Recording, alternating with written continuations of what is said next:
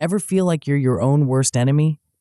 The audiobook, Master Your Mind, How to Stop Holding Yourself Back, unveils the secrets to breaking free from self-imposed limitations. Discover how to silence your inner critic, boost your confidence, and unlock your true potential. Don't let self-doubt rob you of success and happiness. Empower yourself to create the extraordinary life you've always dreamed of. Your journey to a place of peace, confidence, and success starts here. Before we go on, I invite you to download the free bundle, which contains the ebook version of this book and an executive summary of all the chapters with the key takeaways.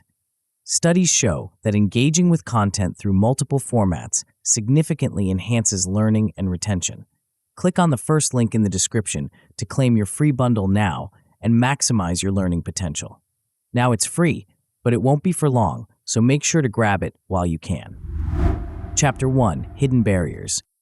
The mind is a powerful force, capable of propelling us to great heights or holding us back from our true potential. Yet for many, the greatest obstacles to success and fulfillment aren't external challenges, but the unseen barriers within our own minds.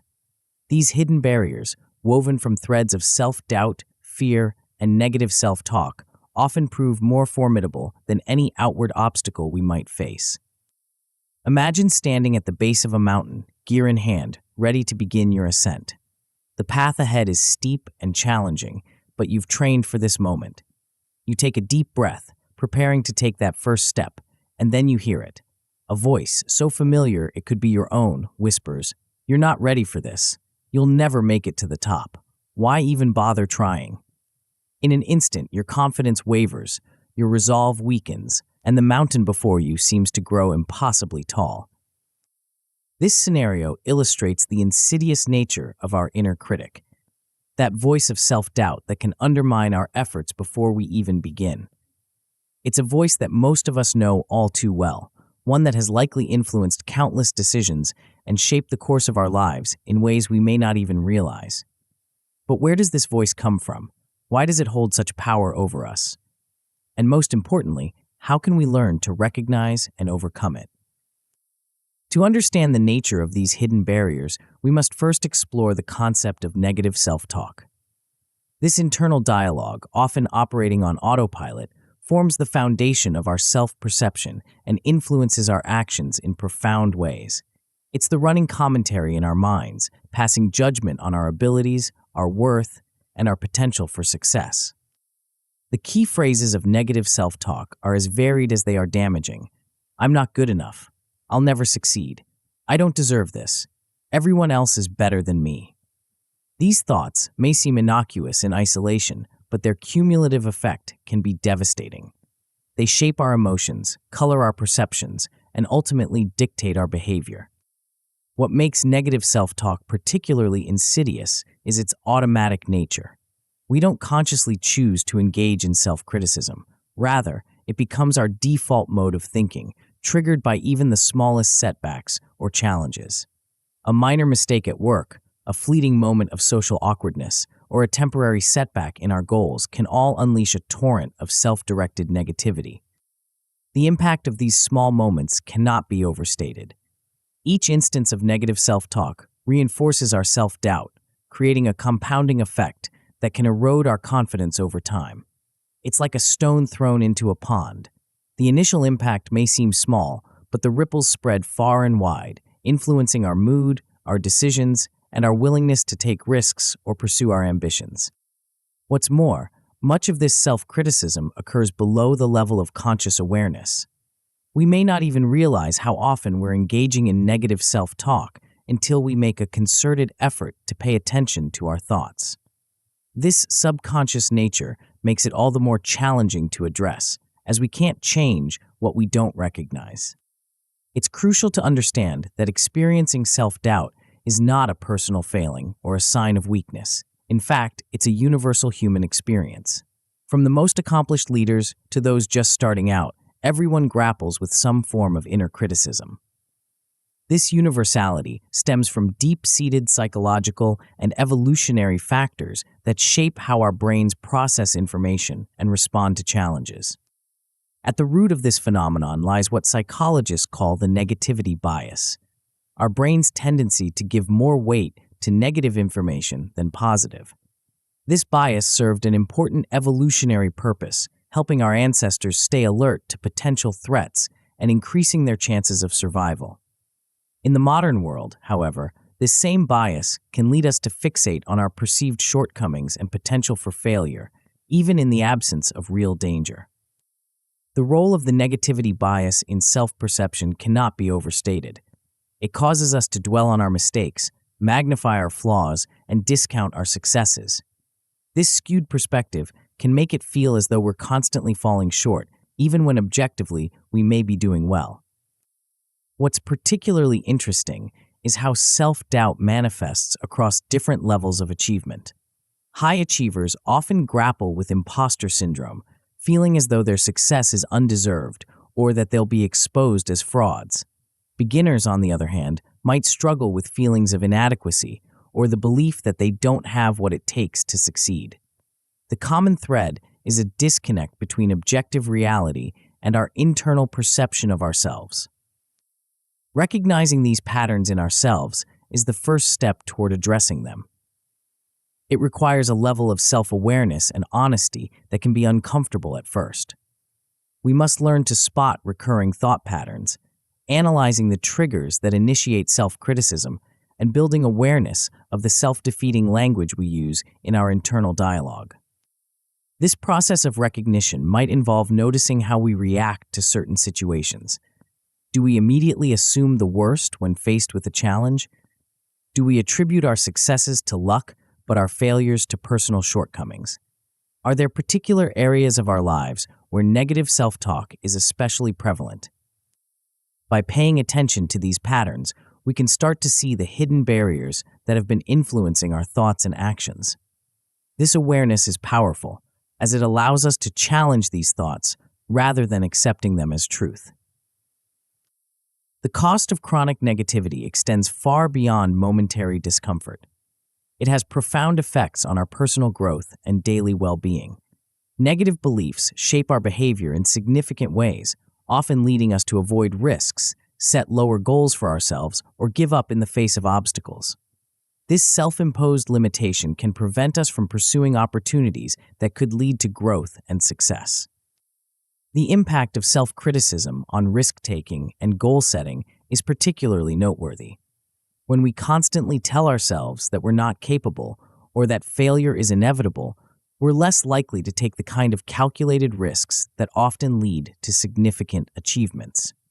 We might pass up on applying for that dream job, starting that business, or pursuing that relationship, all because our inner critic has convinced us it's not worth trying.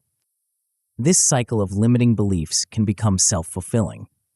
By avoiding challenges, we deny ourselves the opportunity to prove our capabilities and build confidence. This, in turn, reinforces our negative self-perception, creating a feedback loop that can be difficult to break. On a day-to-day level, chronic negativity takes a toll on our well-being. The constant internal conflict created by negative self-talk increases stress levels, affecting both our mental and physical health. Our self-talk plays a crucial role in mood regulation. A steady stream of self-criticism can lead to persistent feelings of anxiety, sadness, or frustration. Moreover, negative thought patterns are closely linked to procrastination. When we doubt our abilities or fear failure, we're more likely to put off important tasks. This avoidance provides temporary relief from our anxiety, but ultimately compounds our stress and reinforces our negative beliefs. Given the pervasive nature of these hidden barriers and their significant impact on our lives, the invitation to change becomes not just an opportunity, but a necessity. The good news is that while these patterns of negative thinking may feel deeply ingrained, they are not immutable. Our thoughts, like any habit, can be restructured with awareness, effort, and the right strategies. Accepting responsibility for our inner dialogue is a crucial first step. It means acknowledging that while we may not have chosen our initial patterns of negative self-talk, we have the power to change them. This shift in perspective, from viewing ourselves as passive recipients of our thoughts to active shapers of our mental landscape, is empowering. Understanding that thoughts can be restructured opens up a world of possibilities. It means that the limitations we've placed on ourselves are not set in stone, but are malleable and open to change. This realization can be both liberating and daunting, as it places the responsibility for our mental well-being squarely in our own hands. The role of awareness in creating change cannot be overstated. By shining a light on our hidden barriers, we rob them of their power to operate unchecked in the background of our minds.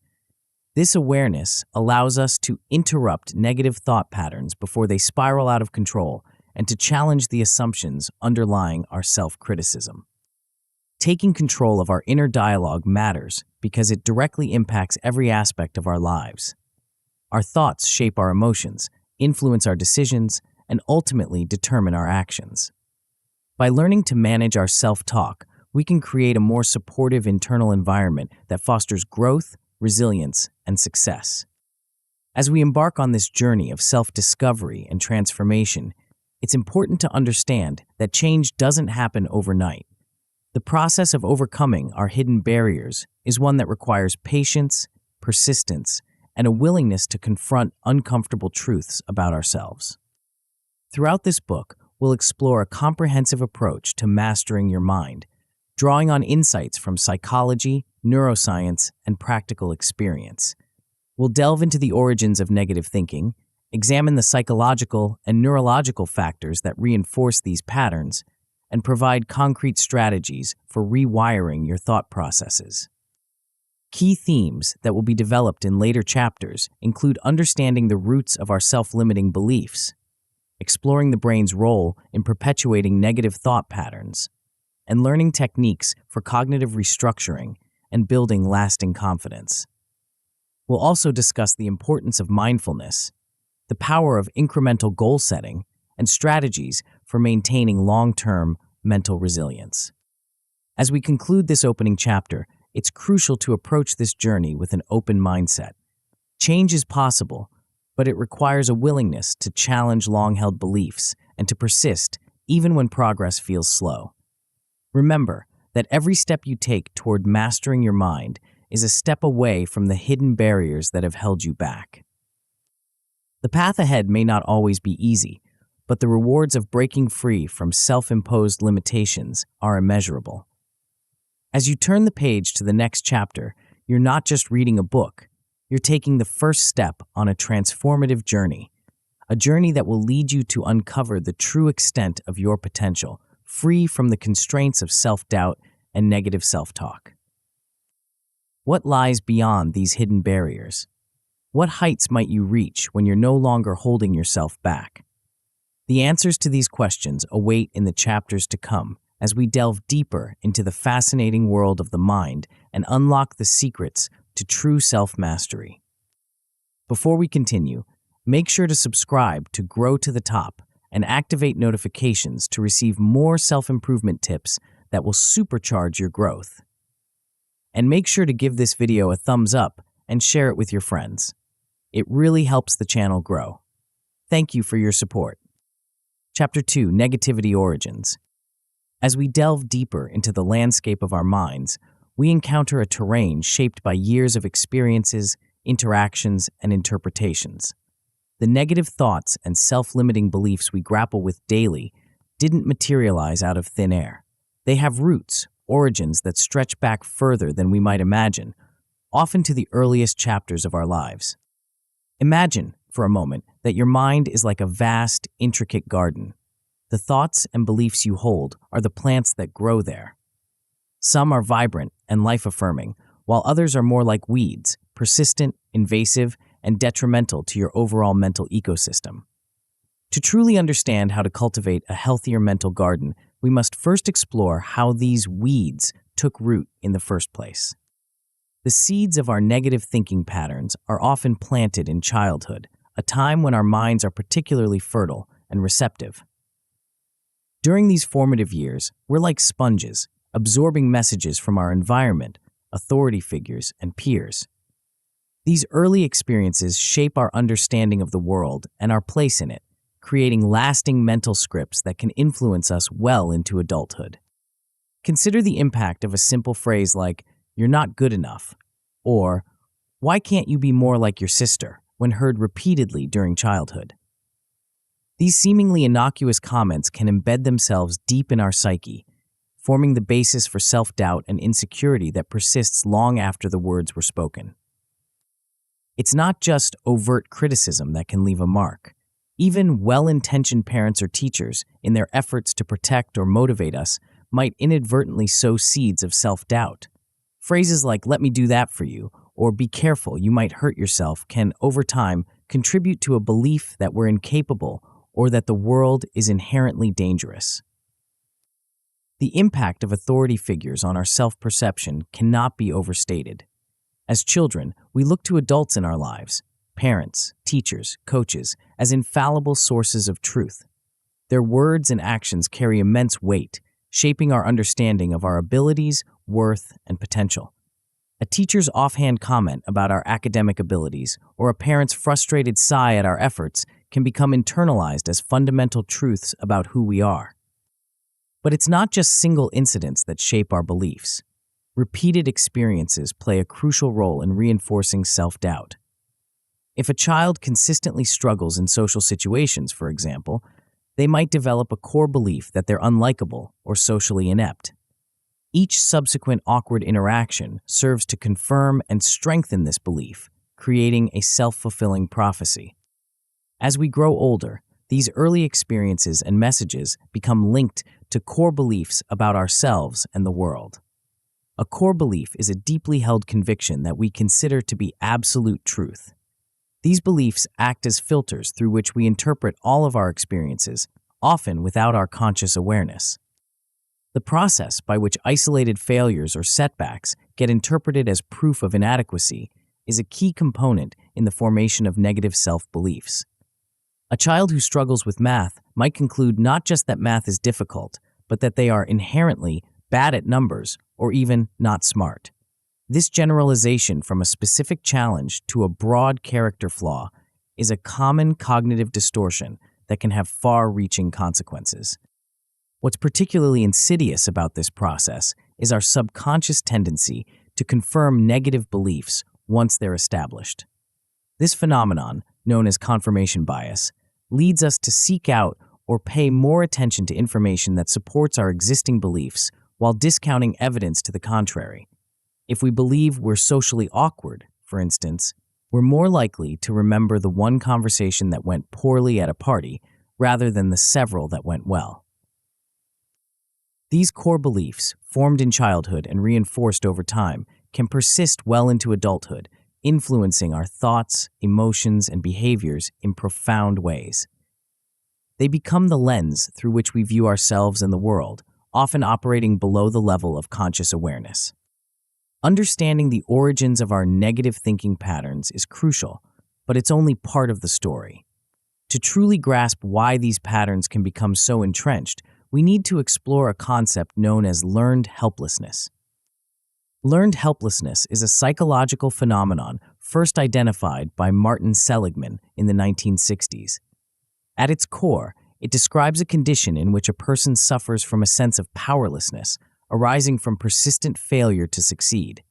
This concept helps explain why people sometimes remain in negative situations even when change is possible. Seligman's groundbreaking research revealed that when individuals, or animals, in his initial studies, are repeatedly exposed to adverse situations they cannot control, they often give up trying to change their circumstances, even when opportunities for change become available. This passive acceptance of negative conditions can extend far beyond the original situation, influencing how a person approaches challenges in various aspects of their life. Consider how this might play out in everyday life. A student who consistently performs poorly on exams despite studying hard might eventually conclude that their efforts don't matter.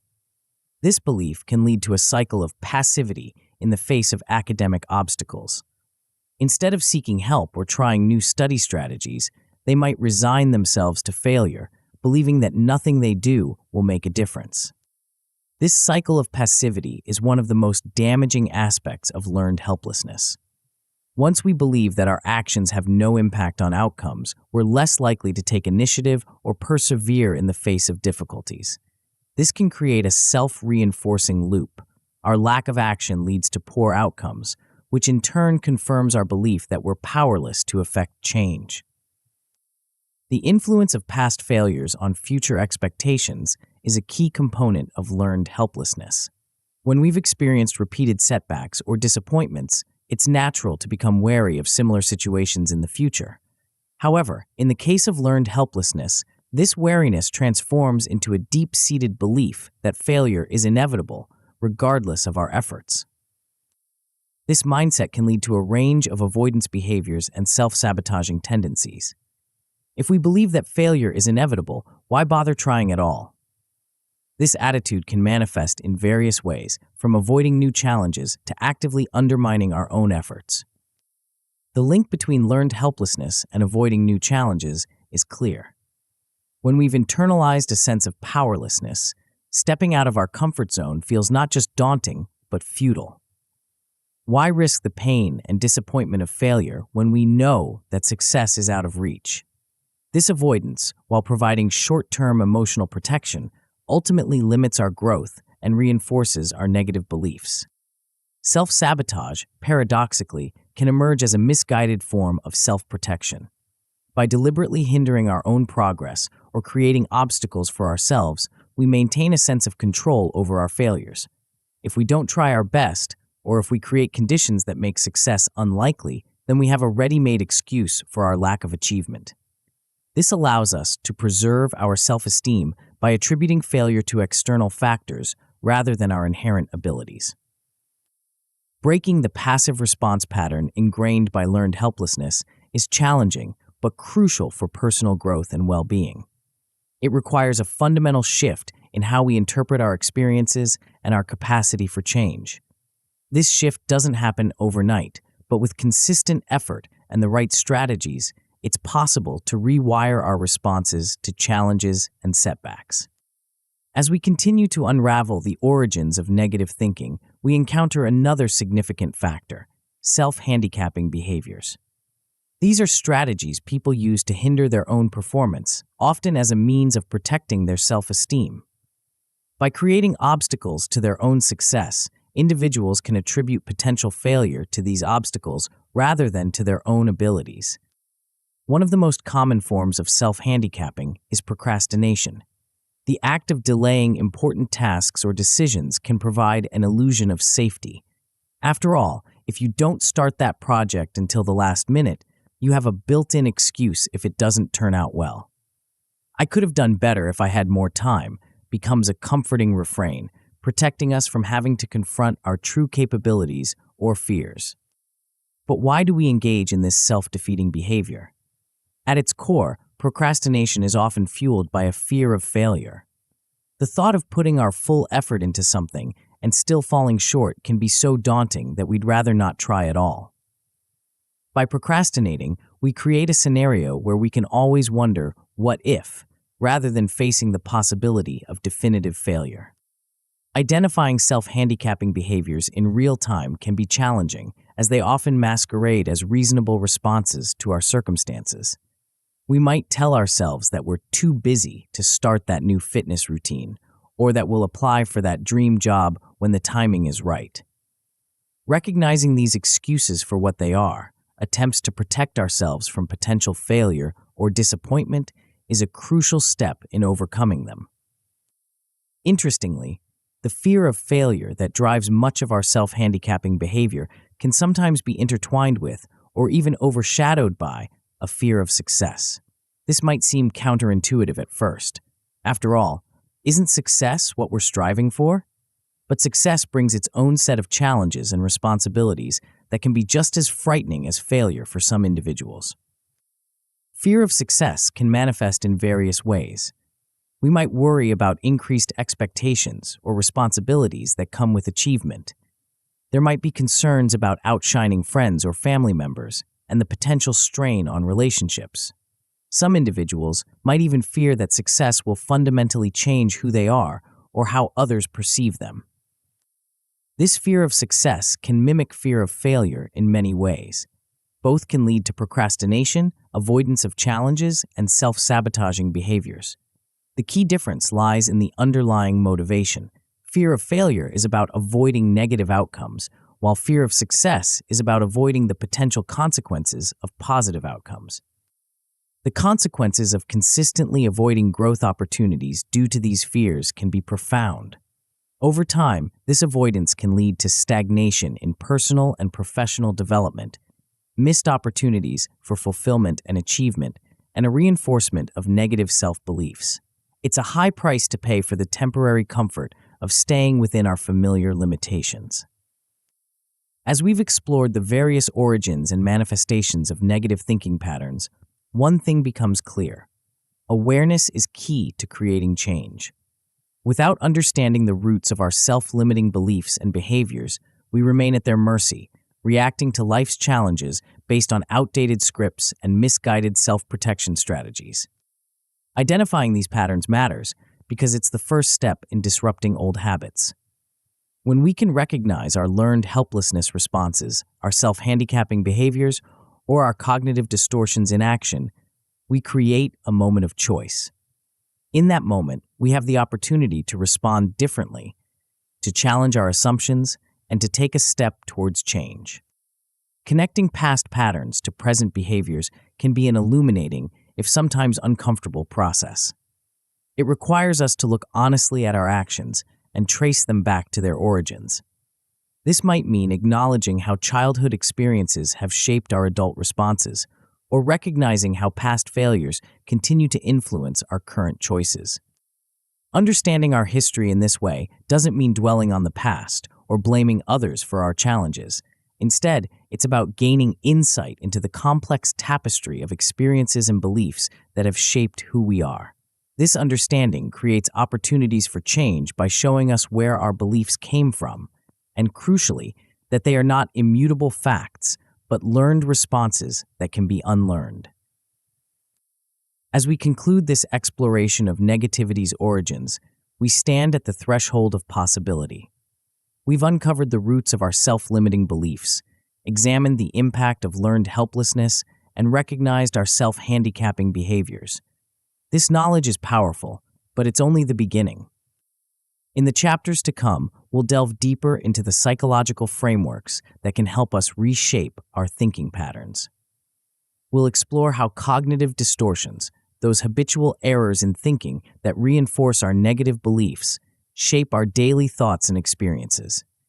Armed with this understanding, we'll be better equipped to challenge and change these distortions.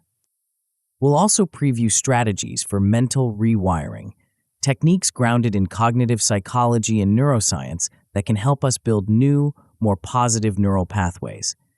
These strategies will provide practical tools for interrupting negative thought patterns and cultivating a more balanced, optimistic outlook.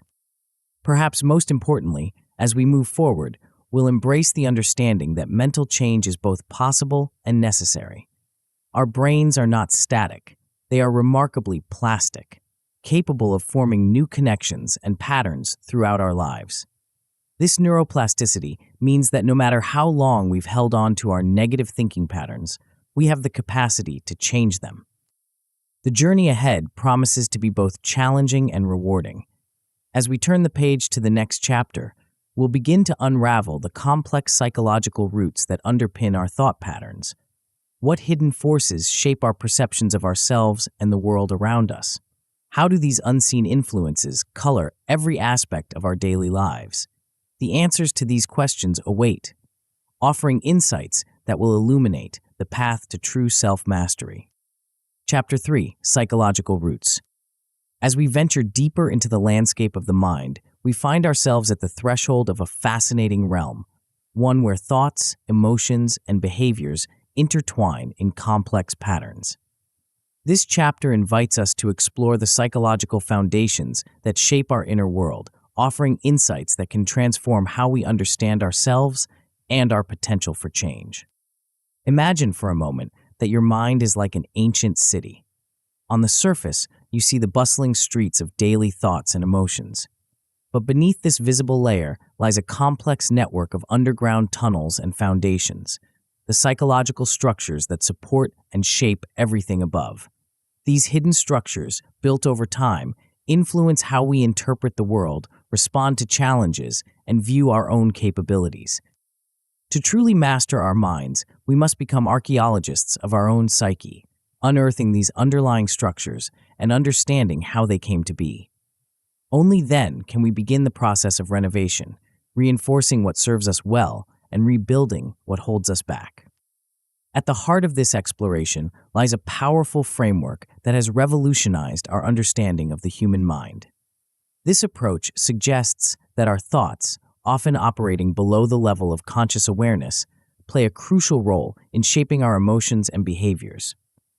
It proposes that by examining and adjusting these thought patterns, we can create profound changes in how we feel and act. But what exactly are these thought patterns, and how do they become so influential in our lives? To answer this, we need to delve into the concept of automatic negative thoughts, or ANTs. These are the quick, reflexive thoughts that flit through our minds in response to various situations. Often, we're barely aware of them, yet they can have a significant impact on our mood and behavior. Think of ANTs as a sort of mental shorthand, quick interpretations our brain makes based on past experiences and beliefs. For instance, if you make a mistake at work, an ANT might quickly surface, "I'm so incompetent."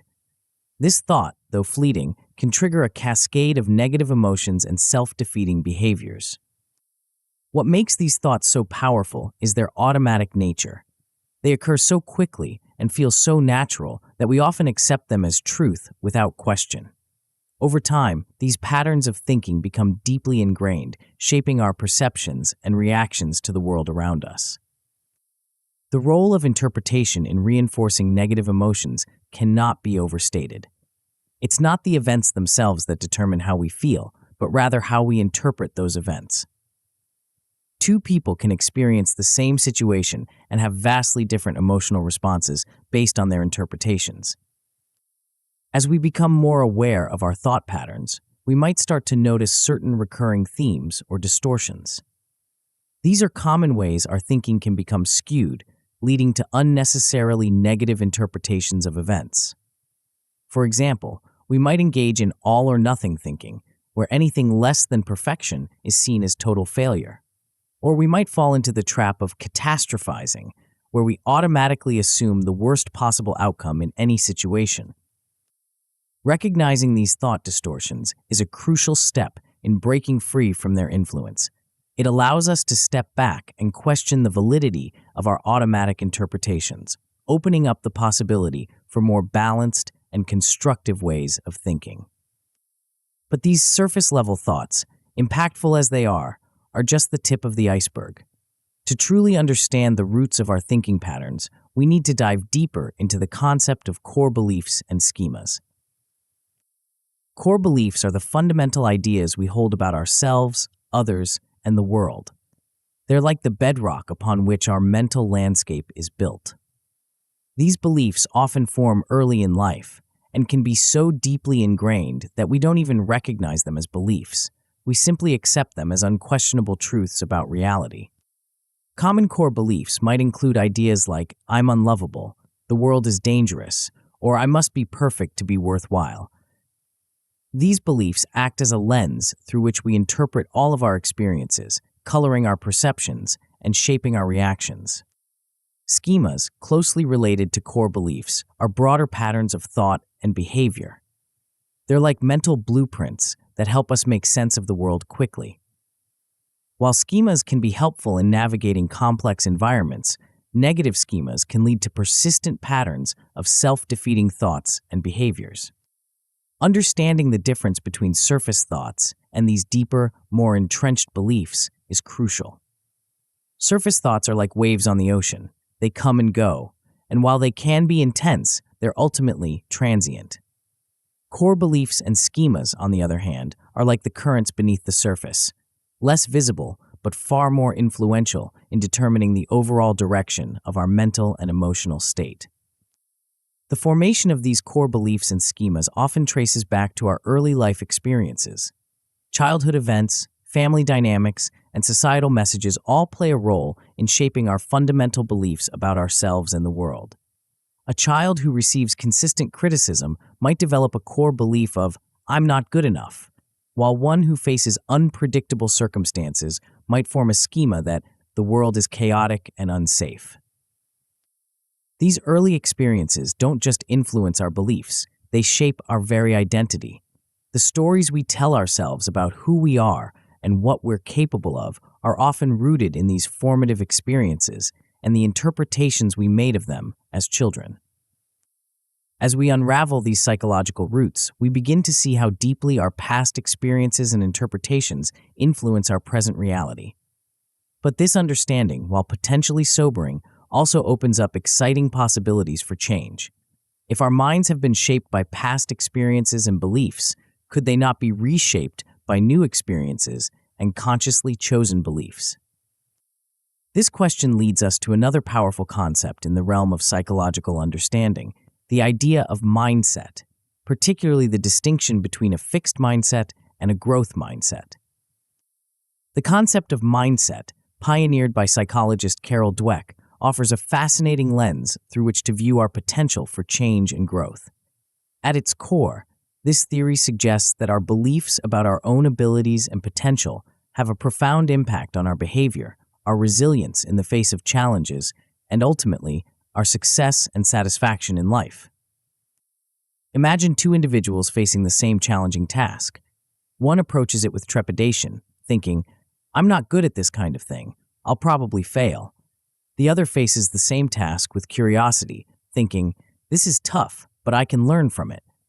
These two approaches exemplify the contrast between a fixed mindset and a growth mindset. A fixed mindset is characterized by the belief that our abilities and intelligence are static, that we're born with a certain set of talents and limitations, and these don't change much over time. People with a fixed mindset tend to avoid challenges, give up easily when faced with obstacles, and see effort as fruitless. They might think, "If I were really smart, this would be easy for me." On the other hand, a growth mindset is founded on the belief that our abilities can be developed through dedication and hard work. People with a growth mindset embrace challenges as opportunities to learn, persist in the face of setbacks, and see effort as the path to mastery. They might approach a difficult task thinking, "I can't do this yet, but with practice, I can improve." The implications of these mindsets are far-reaching. How we view failure, for instance, is dramatically different depending on our mindset. Those with a fixed mindset often see failure as a judgment on their inherent abilities, a confirmation of their limitations. This can lead to avoidance of challenges and a tendency to give up quickly when things get tough. In contrast, those with a growth mindset tend to see failure as a natural part of the learning process. They're more likely to view setbacks as valuable feedback, using them as opportunities to adjust their strategies and improve. This perspective fosters resilience and a willingness to take on challenges, both of which are crucial for personal and professional growth. Our beliefs about intelligence and ability don't just shape how we approach challenges, they also influence our resilience in the face of setbacks. Those with a fixed mindset might crumble in the face of criticism or difficulty, seeing it as evidence of their inadequacy. Those with a growth mindset, however, are more likely to bounce back from setbacks, viewing them as temporary obstacles rather than permanent limitations. The impact of mindset on self-talk is particularly noteworthy. A fixed mindset often contributes to chronic self-doubt. When we believe our abilities are set in stone, every challenge becomes a test of our worth. This can lead to a constant stream of negative self-talk. "I'm not smart enough for this. I'll never be good at this. Why even try?" Reframing setbacks through a growth-oriented perspective can dramatically shift this internal dialogue. Instead of, "I failed because I'm not smart enough," someone with a growth mindset might think, "I haven't succeeded yet, but each attempt teaches me something new." This shift in perspective doesn't just feel better, it actually opens up possibilities for improvement and success. Practical techniques for shifting into a growth mindset often involve consciously challenging our fixed mindset thoughts. When we catch ourselves thinking in terms of permanent limitations, we can pause and ask, "Is there another way to look at this? What could I learn from this situation?" Over time, This practice can help rewire our default thought patterns, fostering a more growth-oriented approach to life's challenges. As we explore these psychological frameworks, we encounter another powerful tool for reshaping our mental landscape: self-affirmation. At first glance, the idea of self-affirmation might seem simplistic. Just tell yourself positive things and you'll feel better, right? But the reality is far more nuanced and scientifically grounded than that. Self-affirmation theory, developed by social psychologist Claude Steele, suggests that we have a fundamental need to maintain a positive self-image. When this image is threatened by failure, criticism, or challenging circumstances, we often react defensively, which can lead to negative behaviors and thought patterns. However, by affirming our core values and recognizing our internal strengths, we can create a kind of psychological buffer against these threats. This doesn't mean ignoring problems or pretending everything is fine. Rather, it's about maintaining a sense of self-worth that's not contingent on any single outcome or others' opinions. The role of self-affirmation in countering self-doubt is profound. When we're grounded in a strong sense of our own values and worth, we're better equipped to face challenges without spiraling into negative self-talk. It's like having a sturdy foundation that can withstand the occasional storm. Personal values act as a stabilizing force during challenging times. By reconnecting with what's truly important to us, whether it's creativity, compassion, integrity, or any other core value, we can maintain perspective in the face of setbacks. This doesn't make the challenges disappear, but it does help us approach them from a place of strength rather than insecurity. Recognizing our internal strengths provides an alternative to harsh self-criticism. Instead of fixating on our perceived shortcomings, self-affirmation encourages us to acknowledge our positive qualities and past successes. This balanced view of ourselves can be a powerful antidote to the negativity bias we often carry. Over time, engaging in self-affirmation practices can actually reshape our thought patterns. By regularly reminding ourselves of our values and strengths, we create new neural pathways that make positive self-talk more automatic. It's like carving a new path through a dense forest. The more we travel it, the clearer and easier to follow it becomes. However, it's important to distinguish between meaningful self-affirmations and empty positive statements. Simply repeating "I'm great" without any genuine belief or connection to your core values is unlikely to have much impact. Effective self-affirmations are specific, personal, and grounded in reality. They remind us of our values, our strengths, and our capacity for growth. Practical exercises for building self-affirming thought habits might include journaling about times when you've lived up to your values, regularly reflecting on your personal strengths, or creating a list of your core values to review during challenging times. The key is consistency. Like any skill, self-affirmation becomes more natural and effective with practice. As we've explored these various psychological models, from cognitive behavioral foundations to mindset theory to self-affirmation, you might have noticed areas where they overlap and intersect. This is no coincidence. While each of these frameworks offers unique insights, they all contribute to a holistic understanding of how our minds work and how we can affect positive change. The combined power of cognitive restructuring, challenging and changing negative thought patterns, mindset change, fostering a growth-oriented perspective, and self-affirmation, reinforcing our core values and strengths, creates a robust toolkit for personal transformation.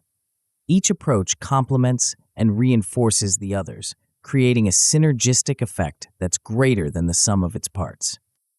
For instance, cognitive behavioral techniques help us identify and challenge negative thought patterns.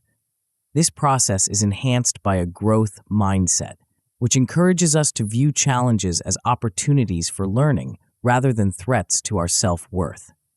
Self-affirmation, in turn, provides a stable foundation of self-worth that makes us more resilient in the face of setbacks and more open to growth opportunities. Using these psychological frameworks in concert can help us navigate daily challenges with greater ease and resilience.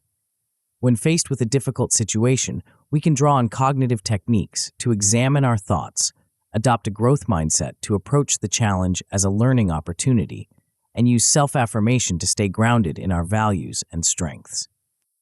As we conclude this exploration of psychological roots, we stand at the threshold of an exciting new frontier. We've delved into the power of our thoughts, the impact of our mindsets, and the importance of affirming our core values.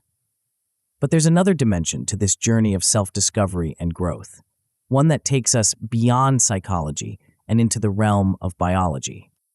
Our next chapter will bridge the gap between mind and brain, exploring the fascinating world of neuroscience. We'll uncover the biological basis of our thought patterns, shedding light on why certain mental habits feel so automatic and ingrained. More importantly, we'll discover how this understanding opens up new avenues for change and growth. As we turn the page, prepare to embark on a journey into the intricate workings of your brain. What hidden mechanisms drive your thoughts and behaviors? How can understanding your neural circuitry empower you to reshape your mental landscape? The answers to these questions await, promising to deepen your understanding of yourself and unlock new possibilities for personal transformation. Chapter 4: Brain Dynamics. As we venture deeper into the landscape of the mind, we find ourselves at the threshold of a fascinating new frontier. We've explored the psychological underpinnings of our thoughts and behaviors, but now it's time to delve into the physical realm where these mental processes take place. Welcome to the intricate world of your brain, a universe of neurons, synapses, and electrical impulses that shape your every thought, feeling, and action. Imagine for a moment that your brain is like a vast, bustling city. This city is constantly changing, with new roads being built, old buildings being renovated, and traffic patterns shifting in response to the city's needs. Just as a city evolves over time, so too does your brain, adapting and reorganizing itself in response to your experiences and thought patterns. This dynamic nature of the brain is at the heart of what neuroscientists call neuroplasticity. It's a concept that challenges the long-held belief that the brain becomes fixed in adulthood. Instead, neuroplasticity reveals that our brains remain malleable throughout our lives, capable of forming new connections and rewiring existing ones in response to our experiences and behaviors. But what does this mean for you, and how can understanding neuroplasticity help you master your mind? To answer this, we need to explore how the brain rewires itself and the implications this has for our habitual thought patterns, both positive and negative. At its core, neuroplasticity is about the brain's ability to form and reorganize synaptic connections. Synapses are the junctions between neurons where information is transmitted. When you learn something new or repeat a behavior, the synapses involved in that process are strengthened. It's like widening and smoothing a path through a forest. The more you travel it, the easier it becomes to use. This process of strengthening neural pathways through repetition is how thought-based habits are formed. When you repeatedly engage in a particular thought pattern, whether it's self-criticism or self-encouragement, you're essentially carving out and reinforcing a specific neural pathway. Over time, this pathway becomes the brain's go-to route, making that thought pattern feel natural and automatic. The potential for lifelong mental rewiring is one of the most exciting aspects of neuroplasticity. It means that no matter how ingrained your thought patterns may be, there's always the possibility for change. You're not stuck with the mental habits you've developed over the years. With conscious effort and consistent practice, you can create new, more positive neural pathways. However, this same mechanism that allows for positive change can also reinforce negative thought patterns. When we repeatedly engage in negative self-talk or pessimistic thinking, we're strengthening those neural pathways, creating what we might call mental grooves. These grooves make it easier for our thoughts to fall into familiar negative patterns, even when we consciously want to think more positively. The role of habitual negativity in reinforcing limiting beliefs is significant. Each time we indulge in self-doubt or pessimism, we're not just having a fleeting negative thought. We're actually reinforcing a neural pathway that makes similar thoughts more likely in the future. It's a self-perpetuating cycle that can make breaking free from negative thinking patterns feel challenging. This is where the concept of automaticity comes into play. As negative thought patterns become more ingrained through repetition, they start to feel automatic and instinctive. This automaticity can make change feel difficult. After all, these thought patterns have become your brain's default mode of operation. But understanding neuroplasticity reminds us that while change may be challenging, it's far from impossible. To truly grasp how our brains form and maintain habitual thought patterns, we need to zoom in on a specific part of the brain, the basal ganglia. This cluster of structures deep within the brain plays a crucial role in habit formation, including the mental habits that shape our everyday thoughts and behaviors. The basal ganglia are like the brain's autopilot system. They allow us to perform routine actions and think familiar thoughts without conscious effort. This is incredibly useful for many aspects of life. Imagine if you had to consciously think about every step involved in tying your shoelaces or driving to work. But when it comes to negative thought patterns, this autopilot function can work against us. One of the key functions of the basal ganglia is to chunk sequences of thoughts or actions into a single automatic routine. This chunking process is what allows complex behaviors to become automatic over time. In the context of our thought patterns, it means that a series of negative thoughts can become bundled together into a single reflexive mental routine. For example, a simple trigger like making a minor mistake might set off a whole chain of automatic negative thoughts. I'm so stupid. I always mess things up. I'll never be good enough. Over time, this sequence of thoughts becomes chunked together so that the entire self-critical routine is activated by a single trigger. This is how ingrained habits make negativity feel instinctive. When these thought patterns have been repeated often enough, they start to feel like an inherent part of who you are, rather than learned behaviors that can be changed. But here's the good news. Just as the basal ganglia can establish these automatic routines, they can also be involved in disrupting and changing them. Conscious intervention can interrupt these deeply wired thought cycles, creating an opportunity to establish new, more positive patterns.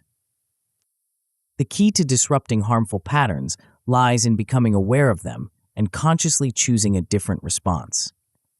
This might involve catching yourself in the midst of a negative thought spiral and deliberately shifting your focus to a more constructive thought. It's not easy. It requires vigilance and effort, especially at first. But each time you do this, you're creating a new neural pathway, an alternative to the well-worn path of negativity. The importance of repetition in building new patterns cannot be overstated.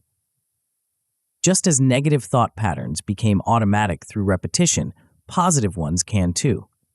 Each time you choose a more positive or constructive thought, you're strengthening that neural pathway, making it easier to access in the future. This is why conscious effort is required before change becomes automatic. At first, choosing more positive thoughts might feel unnatural or forced. You might find your mind constantly slipping back into familiar negative patterns. This is normal. You're essentially asking your brain to build a new road instead of taking the well-traveled highway of negativity.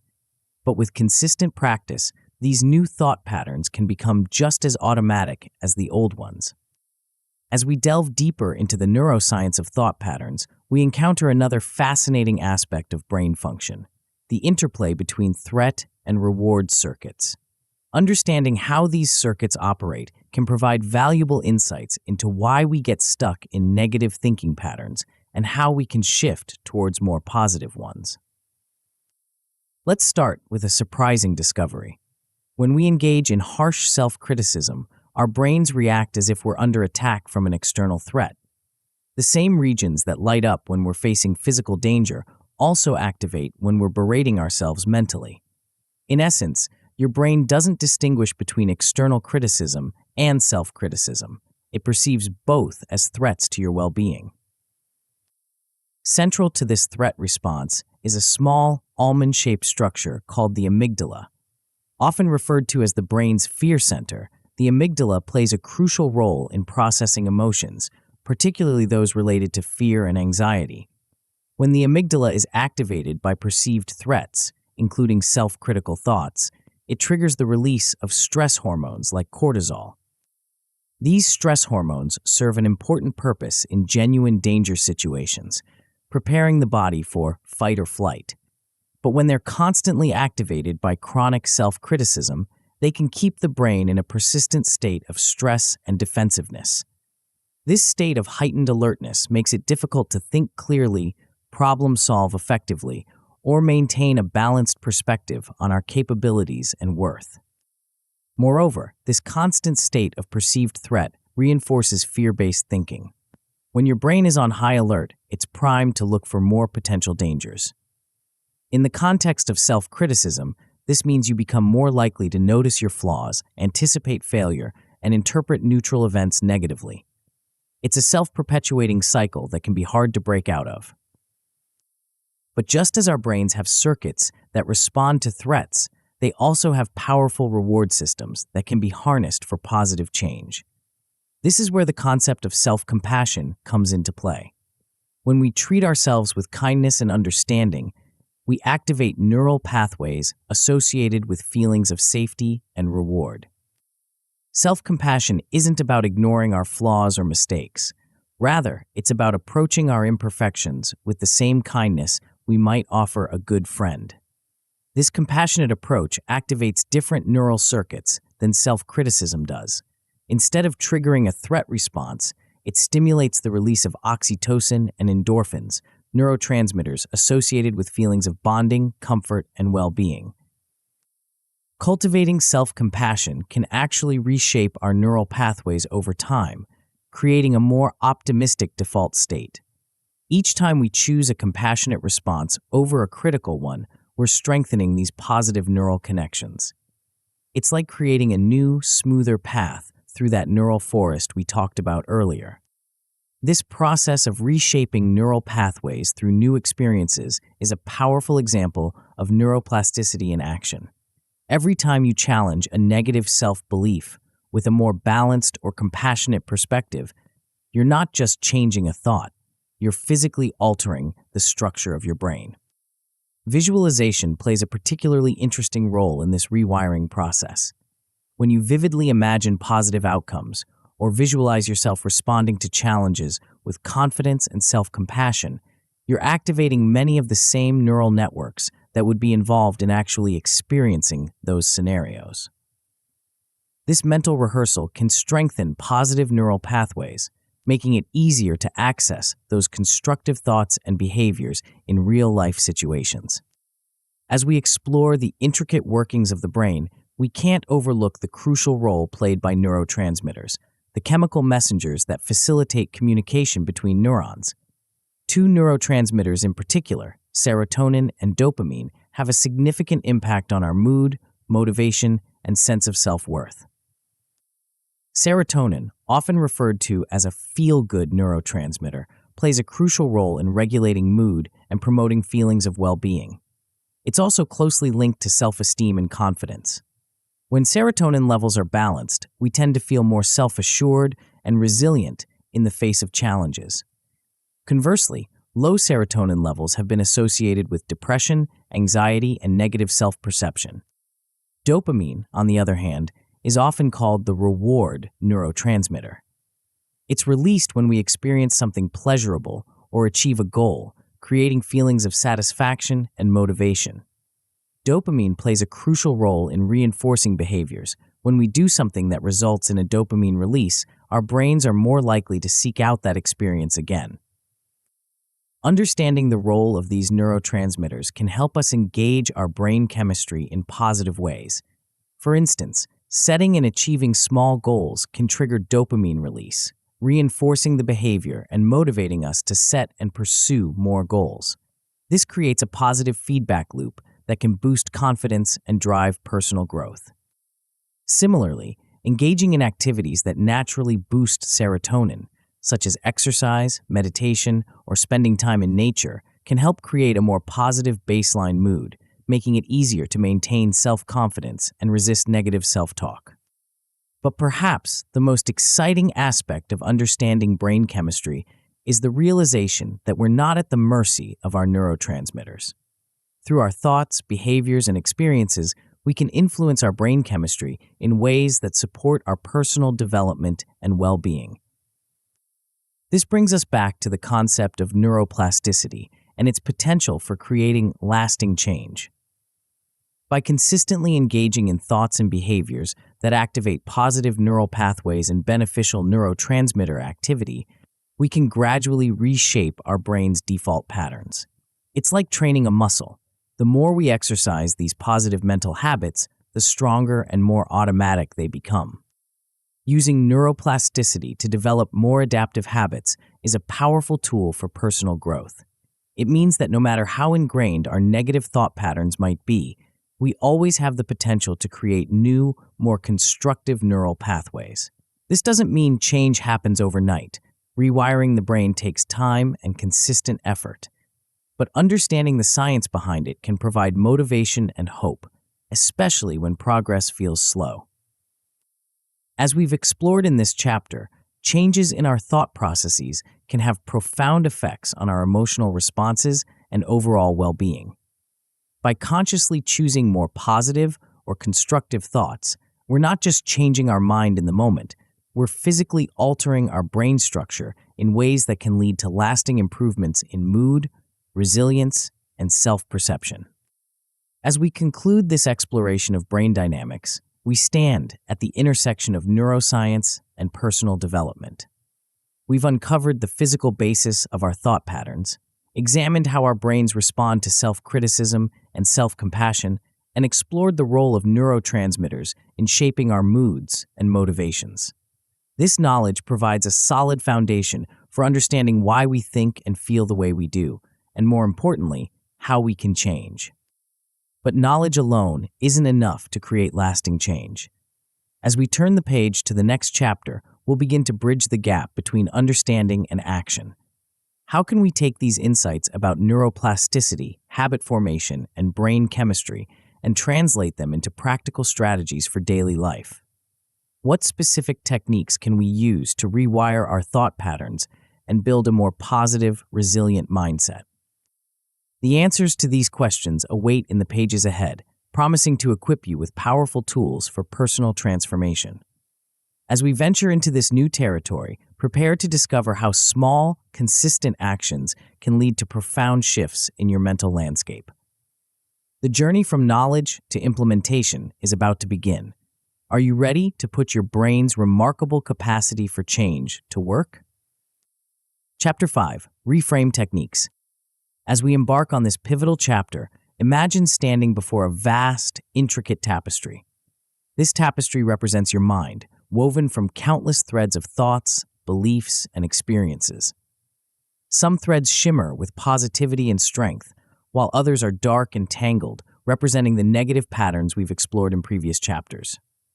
Now, picture yourself with a set of gleaming tools in your hands. These tools represent the techniques we're about to explore, methods that will allow you to carefully unpick those dark threads and replace them with brighter, stronger ones.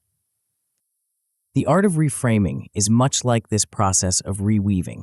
It's about taking the raw material of your thoughts and reshaping them into something more beneficial, more aligned with your true potential. But how exactly do we go about this delicate and crucial task? The journey begins with a simple yet powerful act: becoming aware. Awareness is the foundation upon which all change is built. Without it, we remain trapped in our habitual patterns, reacting automatically to life's challenges without ever questioning the thoughts that drive our responses. Thought monitoring is the first step in cultivating this awareness. It's about becoming an observer of your own mind, watching your thoughts as they arise without immediately getting caught up in them. This might sound simple, but it's a skill that requires practice and patience to develop.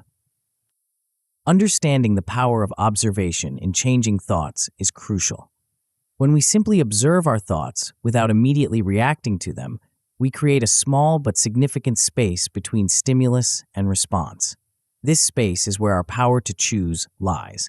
It's in this gap that we can decide whether to follow a habitual thought pattern or to choose a different, more constructive response.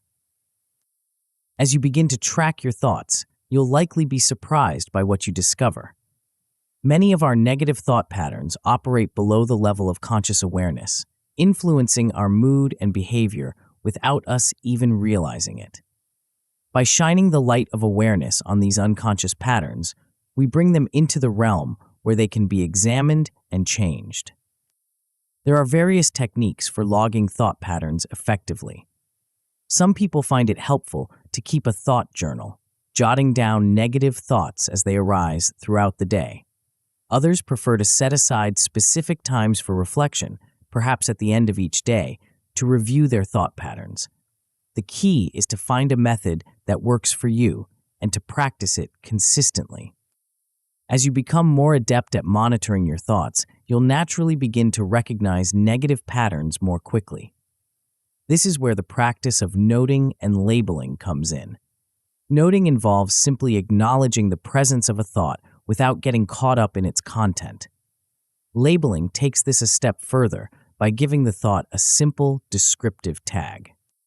For example, you might notice a thought arise and simply note to yourself, thinking. Or you might label it more specifically, self-criticism, worry, planning, and so on. This practice of noting and labeling serves several important purposes. First, it helps you recognize negative thoughts without immediately reacting to them. By simply noting, self-criticism, you create a moment of pause, a brief interruption in what might otherwise be an automatic negative spiral. Second, this practice helps to create mental distance from your thoughts. Instead of being completely identified with a thought, I am a failure, you learn to see it as just a thought passing through your mind. I'm having the thought that I'm a failure. This subtle shift can significantly weaken the thought's emotional intensity. Finally, the act of labeling thoughts can help to remove their emotional sting. Research has shown that the simple act of putting a label on an emotion can help to reduce its power over us. It's as if by naming the thought, we gain some measure of control over it. As you become more skilled at recognizing and labeling your thoughts, you'll be better equipped to engage in the next crucial step, cognitive restructuring. This is where we begin to actively challenge and change our negative thought patterns. Cognitive restructuring is based on the premise that our thoughts, not external events, primarily determine how we feel and behave. By identifying and modifying distorted or unhelpful thinking patterns, we can significantly improve our emotional state and overall well-being. The first step in cognitive restructuring is learning to identify common thought distortions. These are habitual errors in thinking that can lead us to perceive reality inaccurately. Some common distortions include catastrophizing, assuming the worst possible outcome, black and white thinking, seeing things in absolute terms with no middle ground, and overgeneralization, drawing broad conclusions from a single event. Understanding why distorted thoughts feel like absolute truths is crucial. Our brains are wired to accept our thoughts as reality, especially when these thoughts are habitual and familiar. This is why challenging these thoughts can feel so difficult at first. We're going against deeply ingrained neural pathways. Learning to spot these distortions in real time takes practice, but it's a skill that can be developed. One effective technique is to regularly ask yourself, is this thought a fact or an interpretation? This simple question can help you start to distinguish between objective reality and your mind's subjective interpretation of events. Once you've identified a distorted thought, the next step is to generate alternative interpretations. This involves understanding that thoughts are not objective reality, but rather one possible interpretation of events. By challenging your thoughts through logical questioning, you can begin to loosen their hold on you. For example, if you find yourself thinking, I always mess things up, you might challenge this thought by asking, is this really true? Have I really messed up every single thing I've ever done? What evidence do I have for and against this thought? What would I say to a friend who expressed this thought about themselves? Through this process of questioning, you can start to develop more neutral or positive alternatives to replace harmful assumptions. Instead of, I always mess things up, you might reframe the thought to something like, I've made mistakes in the past, but I've also had many successes. This particular situation is challenging, but it doesn't define my overall abilities. While cognitive restructuring is a powerful tool, it's not the only approach to managing negative thoughts. Mindfulness interventions offer another set of techniques that can be particularly effective in breaking free from mental spirals and regaining a sense of balance and perspective. Grounding techniques are a key component of mindfulness practice. These techniques use sensory awareness to anchor you in the present moment, interrupting negative thought loops and bringing your attention back to the here and now. The power of present moment attention in disrupting negative thought patterns cannot be overstated. When we're fully engaged with our immediate sensory experience, it becomes much more difficult for our minds to get caught up in worries about the future or regrets about the past. There are many practical grounding exercises you can use to regain focus. One simple but effective technique is the 5-4-3-2-1 exercise. In this practice, you systematically engage your senses by identifying 5 things you can see, 4 things you can touch, 3 things you can hear, 2 things you can smell, 1 thing you can taste. This exercise not only interrupts negative thought patterns, but also helps to reorient you to your immediate environment, promoting a sense of calm and stability. Another powerful mindfulness-based approach is cognitive diffusion. This technique, drawn from acceptance and commitment therapy, ACT, involves learning to separate your sense of self from your thoughts.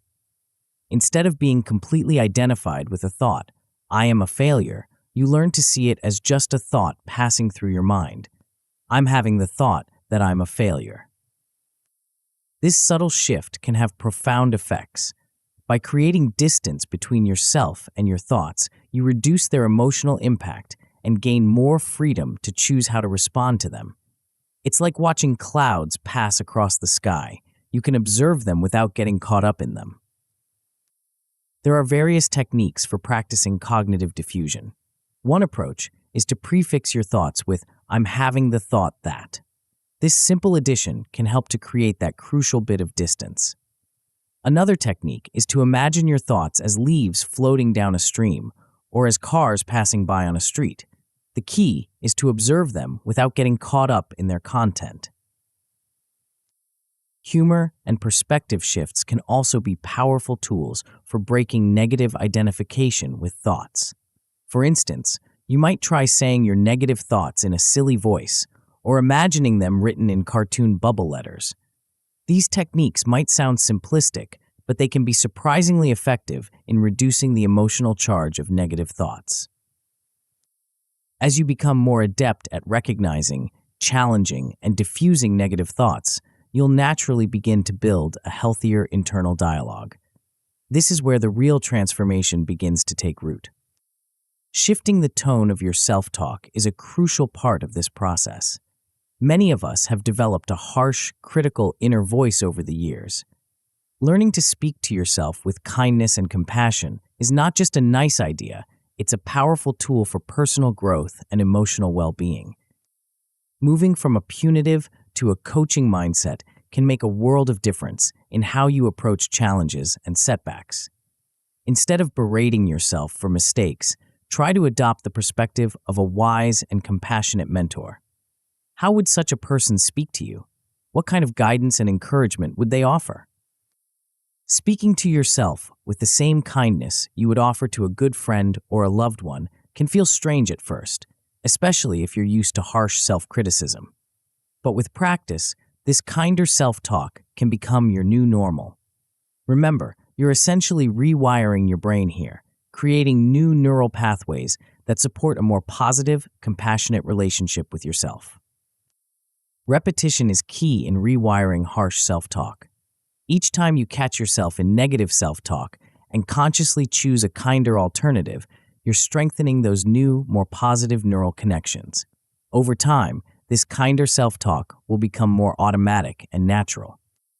Reinforcing positive messages through self-affirmation is another powerful technique for reshaping your internal dialogue. Self-affirmation works at a neurological level, activating brain regions associated with positive valuation. When we affirm our values and positive qualities, we're not just saying nice things to ourselves, we're actually changing our brain's response to stress and challenges. The importance of writing or verbalizing affirmations cannot be overstated. There's something powerful about putting positive statements into words, whether on paper or spoken aloud. It makes them more concrete and real and helps to embed them more deeply in our consciousness. However, it's crucial to understand that not all affirmations are created equal. To be truly effective, affirmations need to be personalized and meaningful to you. Generic positive statements that don't resonate with your personal values and experiences are unlikely to have much impact. To create effective affirmations, start by identifying your core values and the positive qualities you want to embody. Then, craft statements that reflect these values and qualities in a way that feels authentic and inspiring to you. For example, instead of a generic affirmation like, "I am successful," you might create something more specific and meaningful like, "I approach challenges with creativity and perseverance, and I learn and grow from every experience." As we conclude this chapter on reframing techniques, it's important to remember that change is a process, not an event. The techniques we've explored, from thought monitoring and cognitive restructuring to mindfulness interventions and positive self-talk, are tools that become more effective with consistent practice. Think of it as learning a new language, the language of positive, constructive thinking. At first, it might feel awkward and unnatural. You might find yourself slipping back into old patterns of negative self-talk. But with patience and persistence, this new way of thinking will become more fluent and automatic. The journey of reframing your thoughts is not always easy, but it is infinitely rewarding. As you continue to practice these techniques, you'll likely notice subtle shifts in your mood, your resilience, and your overall outlook on life. These small changes can accumulate over time, leading to profound transformations in how you perceive yourself and the world around you.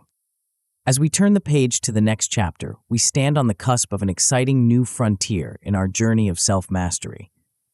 We've learned how to recognize and reframe our thoughts, but how do we translate these mental shifts into tangible changes in our lives? How can we harness the power of our newly reframed mindset to overcome obstacles, pursue our goals, and unlock our full potential? The answers to these questions lie ahead, in a realm where thought meets action, where internal change catalyzes external transformation. Prepare to discover how the seeds of change we've planted in our minds can blossom into real-world success and fulfillment. The next chapter promises to bridge the gap between thinking and doing, between potential and achievement. Are you ready to take the next step on this transformative journey? Chapter 6, Building Confidence. As we embark on this crucial chapter, imagine standing at the base of a towering mountain. The peak seems impossibly distant, shrouded in mist. This mountain represents the journey to true confidence, a journey that might seem daunting at first glance. But what if I told you that this mountain isn't as insurmountable as it appears? What if the key to reaching the summit lies not in one giant leap, but in a series of small, deliberate steps? The concept we're about to explore is both simple and profound. It's an idea that has the power to transform how you view yourself and your capabilities. But before we dive into the specifics, let's take a moment to consider what we mean when we talk about confidence. Confidence isn't just a feeling of self-assurance. It's not about bravado or an inflated sense of self-importance. True confidence is something deeper, more fundamental. It's a belief in your ability to handle whatever challenges come your way. It's the quiet certainty that you are capable of growth and learning, no matter what obstacles you face. But here's the crucial point. This kind of confidence isn't something you're born with. It's not a fixed trait that some people have and others don't. Instead, it's a quality that can be cultivated, nurtured, and grown over time. And the science behind how we build this confidence is fascinating. At the heart of this understanding is a concept known as self-efficacy. Developed by psychologist Albert Bandura, Self-efficacy refers to our belief in our ability to succeed in specific situations or accomplish a task. It's not about whether you actually have the skills to succeed, but whether you believe you have the capacity to learn and apply those skills effectively. This distinction is crucial. It means that even if you don't currently have all the skills you need to achieve a goal, believing in your ability to acquire those skills can be just as important as the skills themselves. It's this belief that fuels perseverance, motivates learning, and ultimately leads to success. But how do we build this sense of self-efficacy? Bandura identified 4 main sources, and understanding these can provide us with a roadmap for building lasting confidence. The first and most powerful source of self-efficacy is what Bandura called mastery experiences. These are quite simply experiences of success. But here's the key. These successes don't have to be grand, life-changing achievements. In fact, small incremental successes can be even more effective in building long-term confidence. Think about it this way. Every time you accomplish something, no matter how small, you're providing yourself with tangible evidence of your capabilities. It's like adding a brick to the foundation of your confidence. Over time, these small successes accumulate, creating a solid base of self-belief that can withstand future challenges. The psychological impact of these tangible successes is profound. Each achievement, no matter how minor it might seem, triggers a positive response in your brain. It releases neurotransmitters like dopamine, which not only make you feel good, but also reinforce the neural pathways associated with that success. This creates a positive feedback loop. Success leads to good feelings, which motivates you to seek out more opportunities for success. But the power of mastery experiences goes beyond just feeling good. These successes serve as undeniable proof of your capabilities. They become reference points that you can look back on when facing new challenges. If I could do that, you might think, then surely I can handle this new situation. This is where the concept of momentum comes into play. Each success builds upon the last, creating a sense of forward motion. It's like rolling a snowball down a hill. As it gains momentum, it becomes easier to keep it moving, and it grows larger with each revolution. Using this momentum to reinforce self-belief is a powerful strategy. It involves consciously acknowledging your successes, no matter how small, and using them as evidence of your capabilities. This doesn't mean ignoring areas where you need improvement. Rather, it's about recognizing that your past successes are proof of your ability to learn, grow, and overcome challenges. But mastery experiences aren't the only way we build self-efficacy. Bandura also identified vicarious experiences as a significant source of confidence. This refers to seeing people similar to ourselves succeed by sustained effort. When we witness others overcoming obstacles and achieving their goals, it strengthens our belief that we too are capable of success. The power of vicarious experiences lies in their ability to expand our sense of what's possible. When we see someone we relate to succeeding, it challenges any limiting beliefs we might have about our own potential. If they can do it, we might think, why can't I? This is why surrounding yourself with positive influences can be so impactful. By exposing yourself to people who are striving and succeeding, you're constantly expanding your vision of what's achievable. This doesn't mean comparing yourself to others or feeling inadequate. Rather, it's about drawing inspiration and learning from those around you. Social persuasion, the third source of self-efficacy identified by Bandura, involves verbal encouragement from others. When people we respect express faith in our abilities, it can significantly boost our own self-belief. This is particularly powerful when combined with opportunities for guided success, that is, when the encouragement is coupled with support in developing the necessary skills. But social persuasion isn't just about receiving encouragement from others. Learning to encourage yourself, to be your own cheerleader, can be equally powerful. This involves developing a more supportive inner dialogue, one that acknowledges your efforts and capabilities rather than focusing on shortcomings. As we delve deeper into the process of building confidence, it's important to recognize the role of mindset. Specifically, we need to explore how adopting a growth mindset can dramatically impact our ability to build and maintain confidence. A growth mindset, as we discussed in earlier chapters, is the belief that our abilities and intelligence can be developed through effort, learning, and persistence. This perspective is crucial when it comes to building confidence because it changes how we view challenges and setbacks. When we approach obstacles with a growth mindset, we see them not as threats to our abilities, but as opportunities to learn and improve. This shift in perception can have a profound effect on our motivation and resilience. Instead of avoiding challenges for fear of failure, we begin to seek them out as chances for growth. The role of experimentation in developing confidence cannot be overstated. When we view our efforts as experiments rather than tests of our worth, we free ourselves from the paralyzing fear of failure. Each attempt becomes a chance to gather data, to learn what works and what doesn't. This experimental mindset allows us to take risks and push our boundaries, which is essential for building genuine confidence. But what about when things don't go as planned? How do we maintain our confidence in the face of setbacks and failures? This is where the true power of a growth mindset becomes apparent. Confidence doesn't require a perfect track record. In fact, a history of nothing but easy successes can leave us vulnerable, unprepared to face real challenges. True, lasting confidence comes from learning to navigate setbacks and failures effectively. The key is in how we interpret these experiences.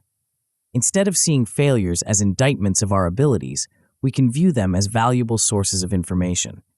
Every setback provides us with data about what doesn't work, bringing us one step closer to finding what does. This perspective allows us to maintain our sense of efficacy, even in the face of difficulties. Strategies for maintaining resilience through difficulty often involve reframing our self-talk. Instead of "I failed," we might say "I learned." Instead of "I can't do this," we might say "I can't do this yet." These small shifts in language can have a big impact on our emotional response to challenges. As we continue to explore the building blocks of confidence, we must address the crucial role of emotional regulation. Our emotions, and particularly how we interpret our physiological responses, play a significant part in shaping our confidence. Understanding the role of body signals in emotional perception is key. When we face a challenging situation, our bodies often respond with increased heart rate, sweaty palms, or butterflies in the stomach. How we interpret these physical sensations can dramatically affect our emotional state and, consequently, our performance. Here's where things get interesting. Research has shown that the physiological responses to anxiety and excitement are virtually identical. The only difference is in how we label these sensations. This means that by consciously reframing our interpretation of these body signals, we can shift our emotional state from one of anxiety to one of excitement. This ability to differentiate between anxiety and excitement and to consciously choose excitement can be a game changer when it comes to building confidence. It allows us to approach high-pressure situations with a sense of anticipation rather than dread. There are various techniques we can use to regulate our physiological responses in high-pressure situations. Deep breathing exercises, for example, can help calm our nervous system. Visualization techniques can help us mentally rehearse success, priming our minds and bodies for positive outcomes. But emotional regulation for confidence goes beyond just managing our responses in the moment. It also involves strengthening positive associations over time. This is where the link between memory, emotion, and confidence comes into play.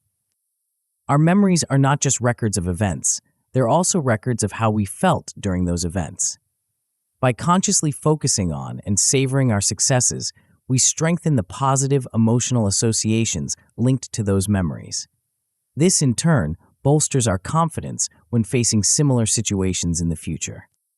Journaling success as reinforcement for future action can be a powerful tool in this regard.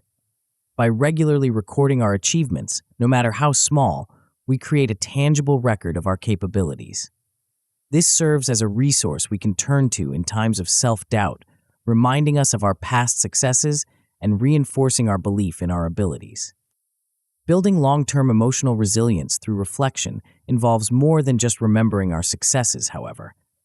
It also means learning to process and learn from our setbacks in a constructive way. By reflecting on challenges we've overcome and lessons we've learned, we build a more nuanced and resilient sense of confidence, one that's not easily shaken by temporary setbacks.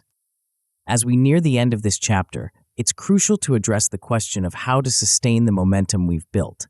Building confidence is one thing, maintaining it over the long term is another challenge entirely.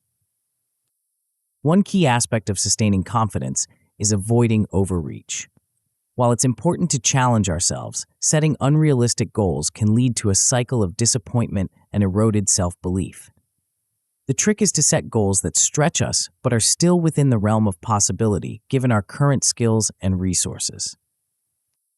This brings us to the concept of confidence debt, the danger of overpromising and under-delivering. When we consistently set goals that are too ambitious and fail to meet them, we're essentially borrowing against our future confidence. Each failure to meet these unrealistic expectations chips away at our self-belief, creating a deficit that can be hard to overcome. Instead, sustainable confidence grows from measured effort. By setting realistic goals that align with our experience and gradually increasing the challenge as we grow, we create a steady upward trajectory of success and self-belief.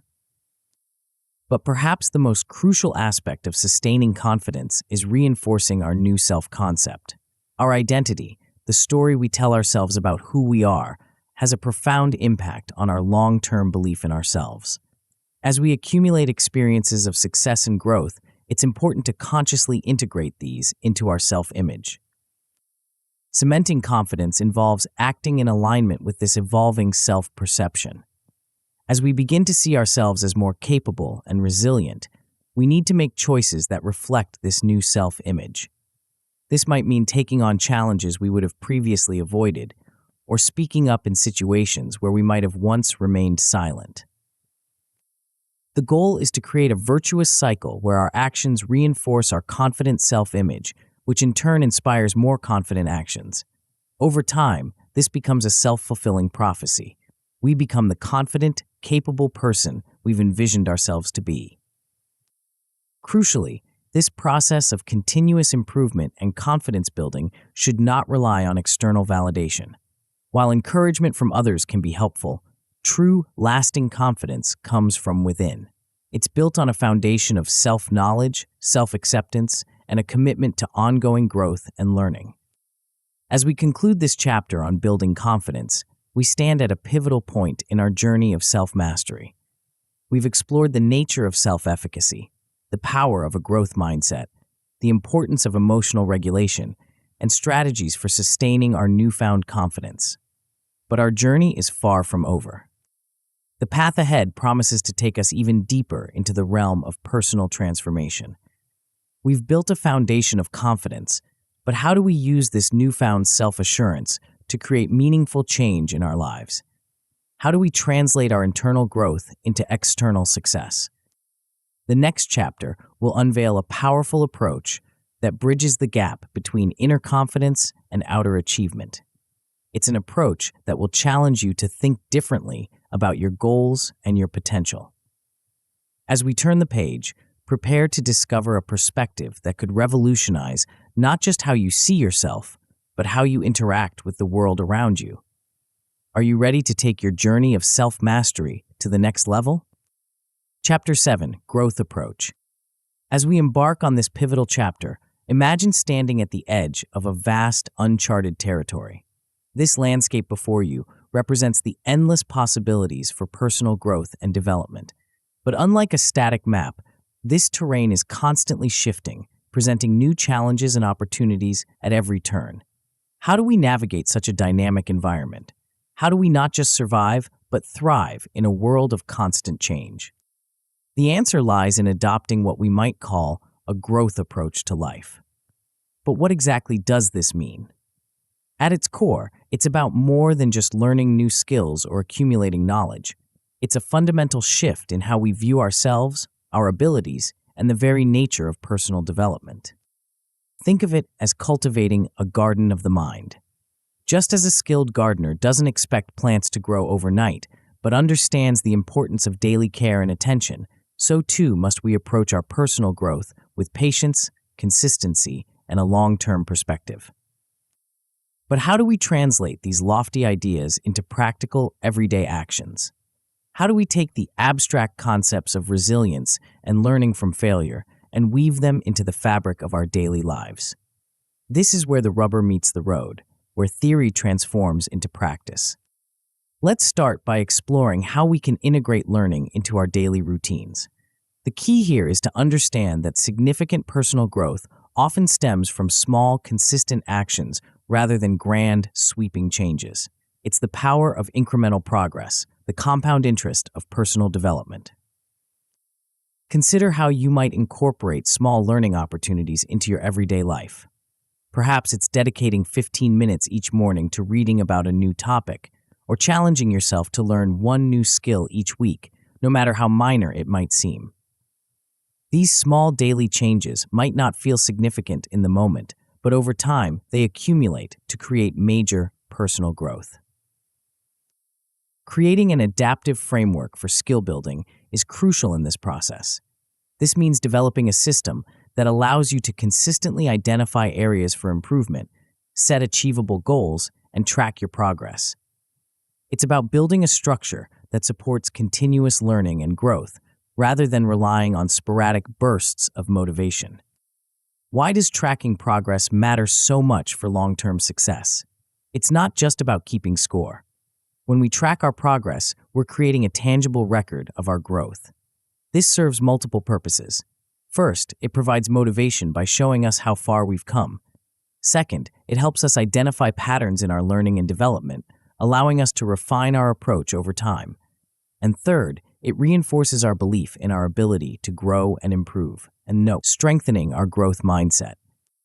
But integrating learning into our daily routines isn't just about adding new activities or tracking progress. It also requires maintaining a flexible mindset, one that's open to new ideas and willing to adapt to changing circumstances. The importance of adaptability in confidence development cannot be overstated.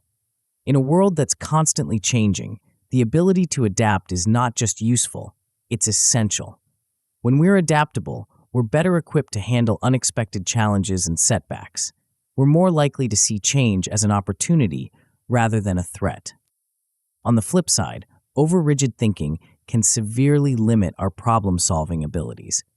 When we become too attached to one way of doing things, we close ourselves off to potentially better solutions. We become like a tree that refuses to bend in the wind. Eventually, we break. Developing habits of questioning limiting assumptions is a powerful way to maintain this flexible mindset. This involves regularly challenging our beliefs about what we can and can't do. It means asking ourselves, is this really true, when we encounter thoughts that limit our potential? By doing this, we open ourselves up to new possibilities and expand our sense of what's achievable. As we cultivate this growth approach, it's crucial to understand the role of positive reinforcement.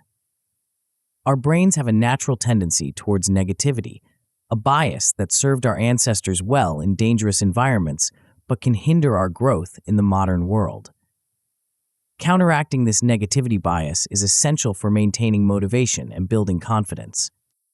Why must positive moments be actively reinforced? Because our brains are like Teflon for positive experiences and Velcro for negative ones. Positive experiences tend to slide away unless we make a conscious effort to internalize them. Negative experiences, on the other hand, stick easily and can overshadow our achievements if we're not careful. There are various techniques for shifting attention away from negative thought loops.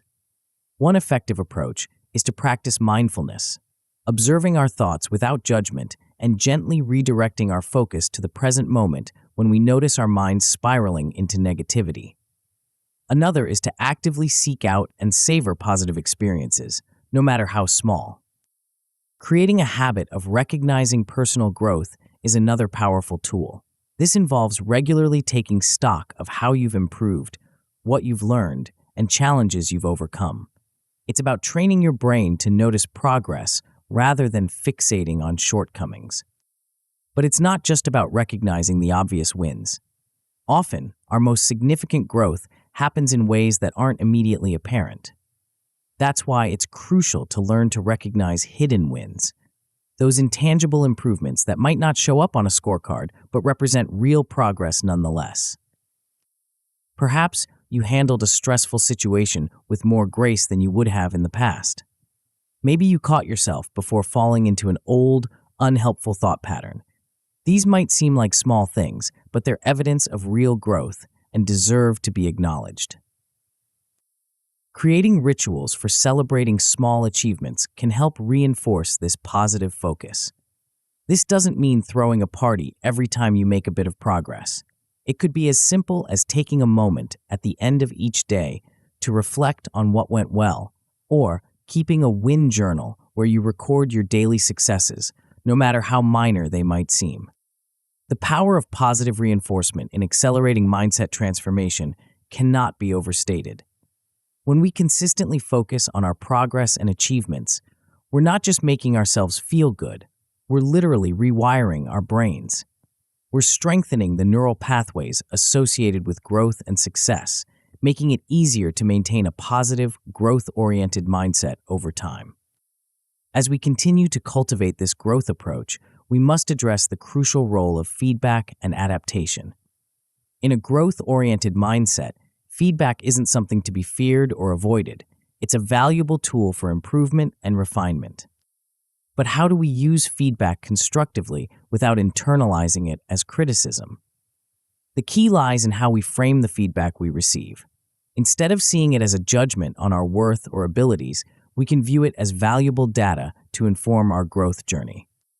This shift in perspective, from seeing feedback as criticism to seeing it as growth data, can dramatically change how we respond to input from others. It allows us to separate our sense of self-worth from external evaluations. We're no longer defined by the feedback we receive. Instead, we're empowered by it. This ties into the idea of a continuous cycle of experimentation. When we adopt this mindset, we start to view challenges not as pass or fail tests, but as low-risk experiments. Each attempt becomes an opportunity to gather data, to learn what works and what doesn't. Using trial and error to refine skills and self-belief is a powerful strategy. It allows us to take small, calculated risks without the fear of catastrophic failure. Each attempt, whether successful or not, provides valuable information that we can use to adjust our approach. Over time, these small repeated risks build overall resilience. We become more comfortable with uncertainty and more confident in our ability to handle whatever comes our way. We develop a kind of psychological immunity, not because we never face setbacks, but because we know we can learn and grow from them. This brings us to a crucial point in our exploration of the growth approach, linking mindset to action. It's one thing to understand these concepts intellectually, it's another to put them into practice in our daily lives. Practical goal alignment is a key component of this process. It involves setting goals that encourage growth over performance anxiety. Instead of focusing solely on outcomes, we set goals that emphasize learning and improvement. For example, rather than aiming to be the best at something, we might set a goal to improve our skills by a certain percentage or to learn a specific new technique. Structured experimentation plays a crucial role in this process. By setting up small, manageable challenges for ourselves, we create opportunities for growth in a controlled environment. This might involve deliberately putting ourselves in slightly uncomfortable situations or taking on tasks that stretch our current abilities. The role of self-driven challenges in breaking mental barriers cannot be overstated. When we consistently push ourselves outside our comfort zone in small ways, we expand our sense of what's possible. We prove to ourselves, time and time again, that we're capable of more than we might have initially thought. As we engage in this process of continuous growth and experimentation, we're not just developing specific skills or knowledge, we're building something far more fundamental, a solid core of resilience. Resilience, in this context, isn't about avoiding hardship or never experiencing setbacks. It's about developing the ability to face challenges effectively, to bounce back from failures, and to maintain a sense of forward momentum even in difficult times. This kind of resilience isn't something we're born with. It's a quality we cultivate through consistent practice and mindful effort. It involves developing a set of mental and emotional skills that allow us to navigate life's ups and downs with greater ease and confidence. Practical exercises to develop long-term adaptability might include deliberately seeking out new experiences, regularly challenging our assumptions, or practicing reframing negative situations in a more constructive light. It's about building a mental toolkit that we can draw upon when faced with unexpected challenges or setbacks.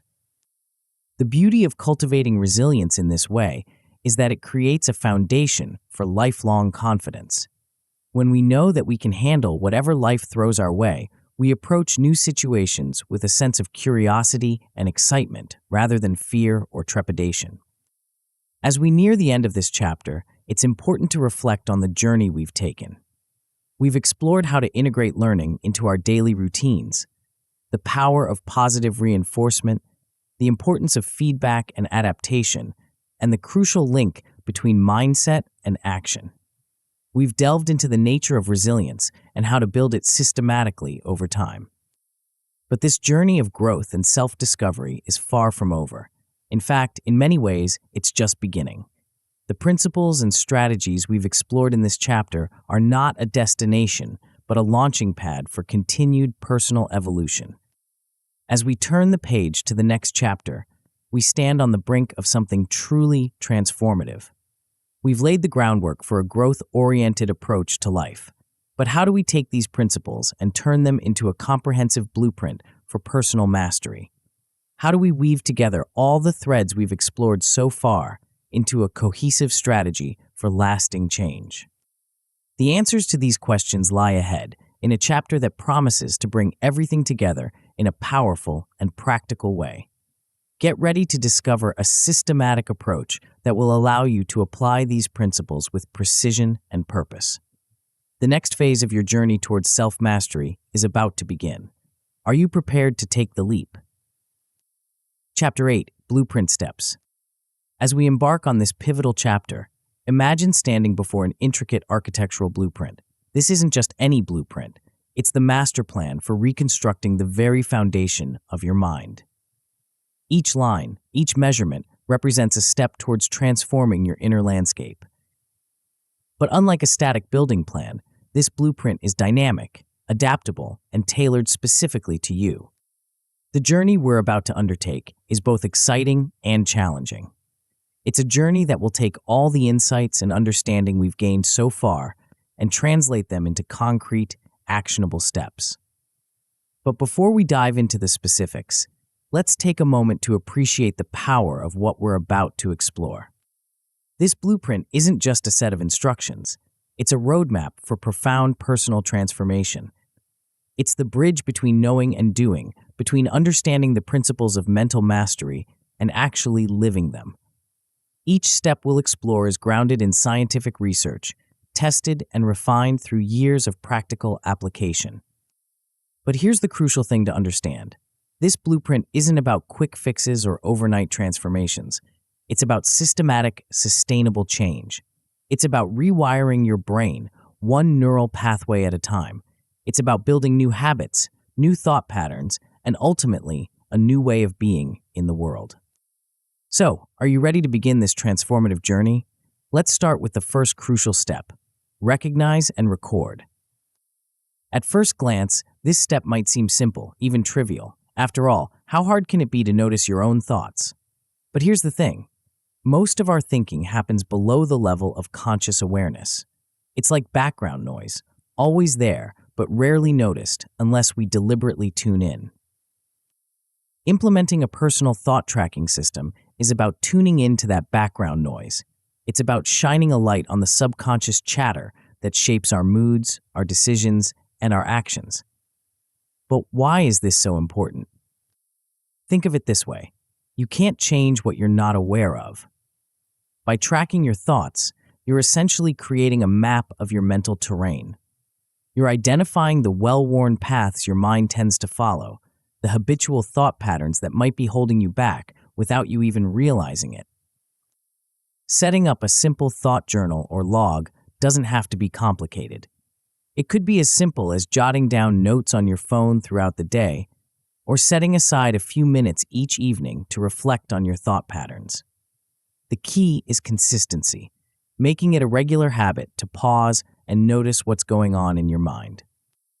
As you begin this practice, you'll likely start to identify patterns in your negative thinking. Maybe you'll notice that you tend to be particularly self-critical in certain situations, or that specific triggers consistently lead to a spiral of anxious thoughts. This awareness is powerful. It's the first step towards taking control of your mental narrative. But recognizing your thoughts is only part of the equation. Equally important is identifying the patterns and triggers that shape your self-talk. Our emotions and environment play a huge role in shaping our inner dialogue, often in ways we don't immediately recognize. For example, you might notice that your self-talk becomes particularly negative when you're tired or stressed. Or you might realize that certain environments or social situations consistently trigger self-doubt. By recognizing these patterns, you gain the power to anticipate and counter negativity before it takes hold. As you become more adept at recognizing and recording your thoughts, you'll be ready to move on to the next crucial step: challenge and reframe. This step is where the real transformation begins. It's about taking those negative thought patterns you've identified and actively working to change them. But how exactly do we do this? The key lies in disputing unhelpful assumptions. Our minds are incredibly good at jumping to conclusions, often negative ones. We make assumptions about ourselves, others, and the world around us, and then treat these assumptions as absolute truths. But are they really? Learning to recognize cognitive distortions in your daily thinking is a crucial skill. These distortions are like funhouse mirrors for your mind. They distort reality in predictable ways, leading to unnecessarily negative interpretations of events. For example, you might catch yourself engaging in all-or-nothing thinking, where anything less than perfection is seen as total failure. Or you might notice a tendency towards catastrophizing, where you automatically assume the worst possible outcome in any situation. Once you've identified these distortions, the next step is to apply rational questioning to these automatic thoughts. This isn't about positive thinking or trying to convince yourself that everything is fine. It's about looking at your thoughts objectively and asking, is this really true? What evidence do I have for and against this thought? Are there other possible interpretations? Through this process of questioning, you can start to develop more constructive alternative perspectives. Instead of, I'm a total failure, you might reframe the thought to, I made a mistake, but that doesn't define my worth or my abilities. But challenging negative thoughts isn't just about logic and reason. It's also about changing the tone of your inner voice. Many of us have developed a harsh, critical inner dialogue over the years. Learning to replace this punitive self-talk with a more constructive, compassionate voice is a crucial part of the reframing process. This shift from self-criticism to self-compassion isn't about letting yourself off the hook or avoiding responsibility. It's about treating yourself with the same kindness and understanding you would offer a good friend. It's about recognizing that mistakes and setbacks are part of being human, and that beating yourself up over them doesn't help you grow or improve. The role of repetition in reshaping automatic thoughts cannot be overstated.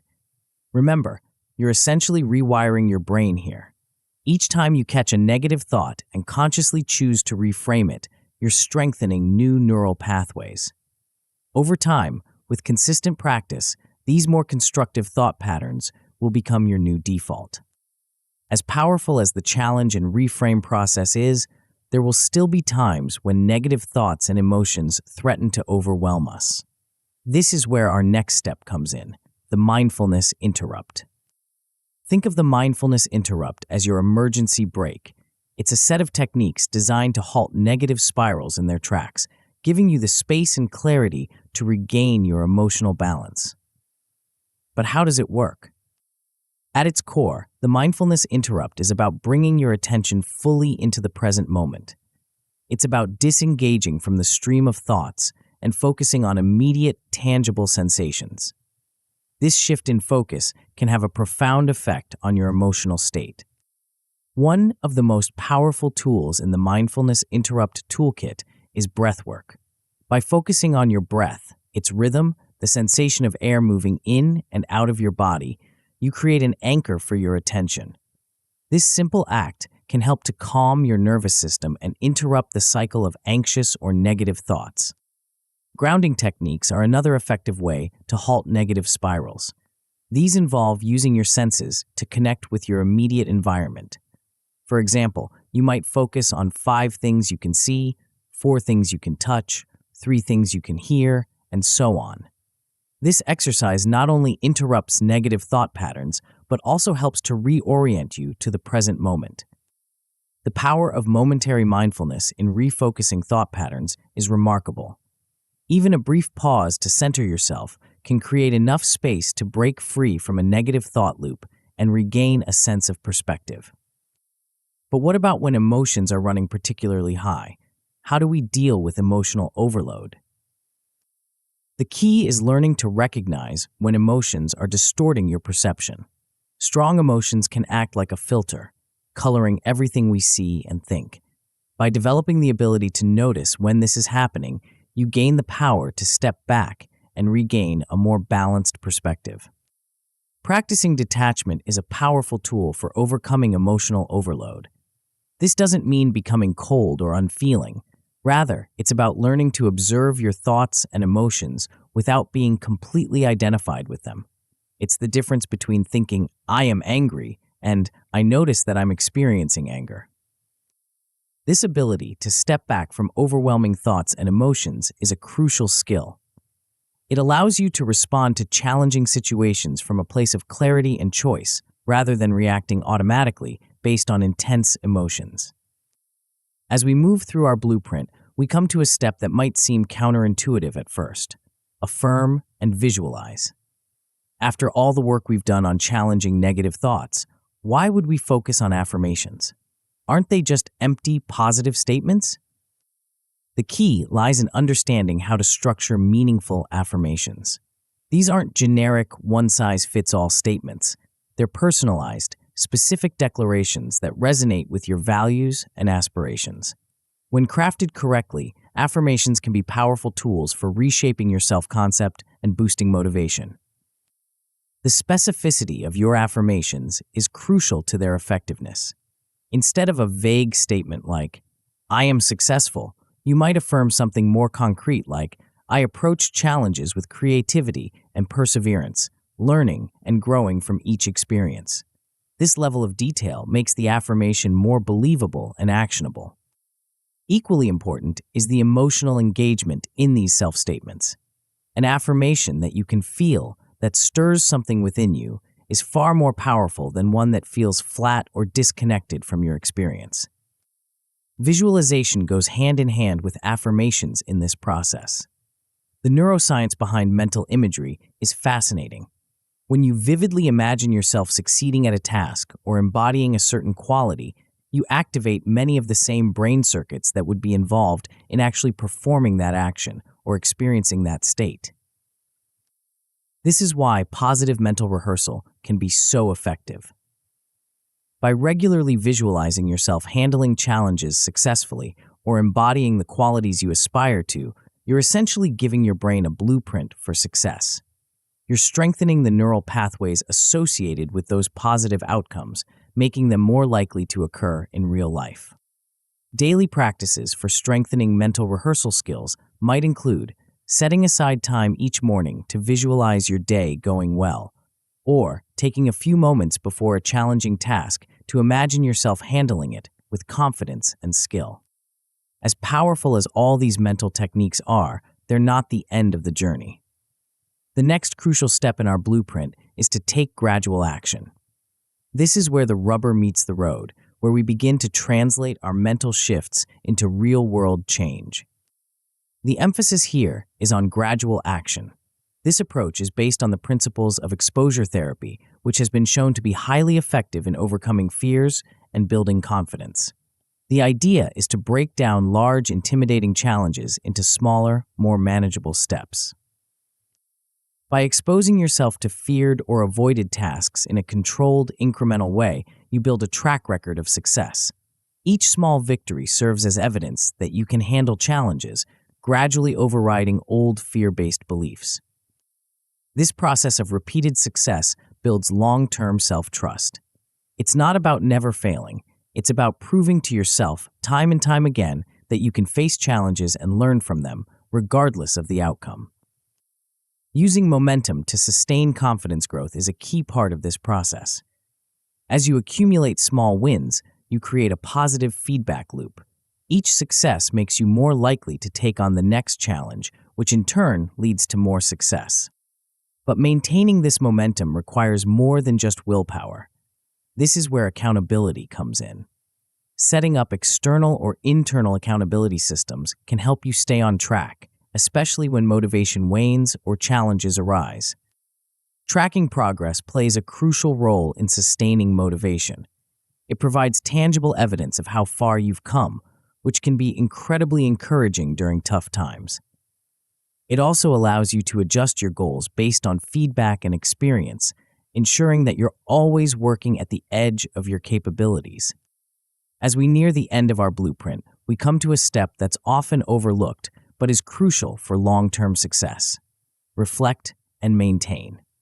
This step is about solidifying your gains and ensuring that your growth continues well into the future. Journaling and reviewing progress is a powerful tool for enhancing learning and reinforcing positive changes. By regularly reflecting on your experiences, you extract deeper insights and lessons, accelerating your growth. Establishing a regular reflection practice might involve setting aside time each week to review your progress, celebrate your wins, no matter how small, and identify areas for further growth. This practice helps to cement new habits and thought patterns, making them more resistant to old, negative tendencies. But perhaps most importantly, this reflection process helps you to view mental resilience as an ongoing journey rather than a destination. It's about recognizing that there will always be new challenges, new opportunities for growth, and times when you might need to revisit earlier steps in the blueprint. Strategies for reinforcing and deepening self-mastery might include regularly challenging yourself with new goals, seeking out opportunities to apply your skills in different contexts, or even teaching others what you've learned. As we conclude this chapter on the blueprint steps, take a moment to appreciate the journey we've outlined. From recognizing and recording your thoughts, to challenging and reframing them, to interrupting negative patterns with mindfulness, to affirming and visualizing your desired state, to taking gradual action, and finally to reflecting and maintaining your progress. Each step builds upon the last, creating a comprehensive approach to personal transformation. But our journey isn't over yet. As powerful as this blueprint is, there's one more crucial element we need to explore. An element that can take all of these steps and weave them into a lifelong practice of growth and self-mastery. What is this final piece of the puzzle? How can we ensure that the changes we've worked so hard to create become a permanent part of who we are? The answers to these questions await in our final chapter, where we'll explore the art of turning these steps into a lifetime of mastery. Are you ready to discover the key to lasting transformation? Chapter 9, Lifetime Mastery. As we embark on this final chapter, imagine standing atop a mountain you've just climbed. The view is breathtaking, the sense of accomplishment exhilarating. But as you savor this moment, you realize something profound. This peak isn't the end of your journey. It's just the beginning of a new, even more exciting adventure. This is the essence of lifetime mastery. It's not about reaching a final destination where all your problems magically disappear. Instead, it's about embracing a journey of continuous growth, where each challenge becomes an opportunity to evolve, each setback a chance to strengthen your resilience. But how do we sustain this journey? How do we ensure that the progress we've made doesn't slip away when life inevitably throws us curveballs? The answer lies in understanding and harnessing the incredible power of neuroplasticity, your brain's lifelong ability to change and adapt. Think of your brain as a vast network of pathways. Every thought you have, every action you take, every emotion you feel travels along these pathways. And here's the fascinating part. The more a pathway is used, the stronger it becomes. It's like a trail through a forest. The more it's traveled, the clearer and easier to follow it becomes.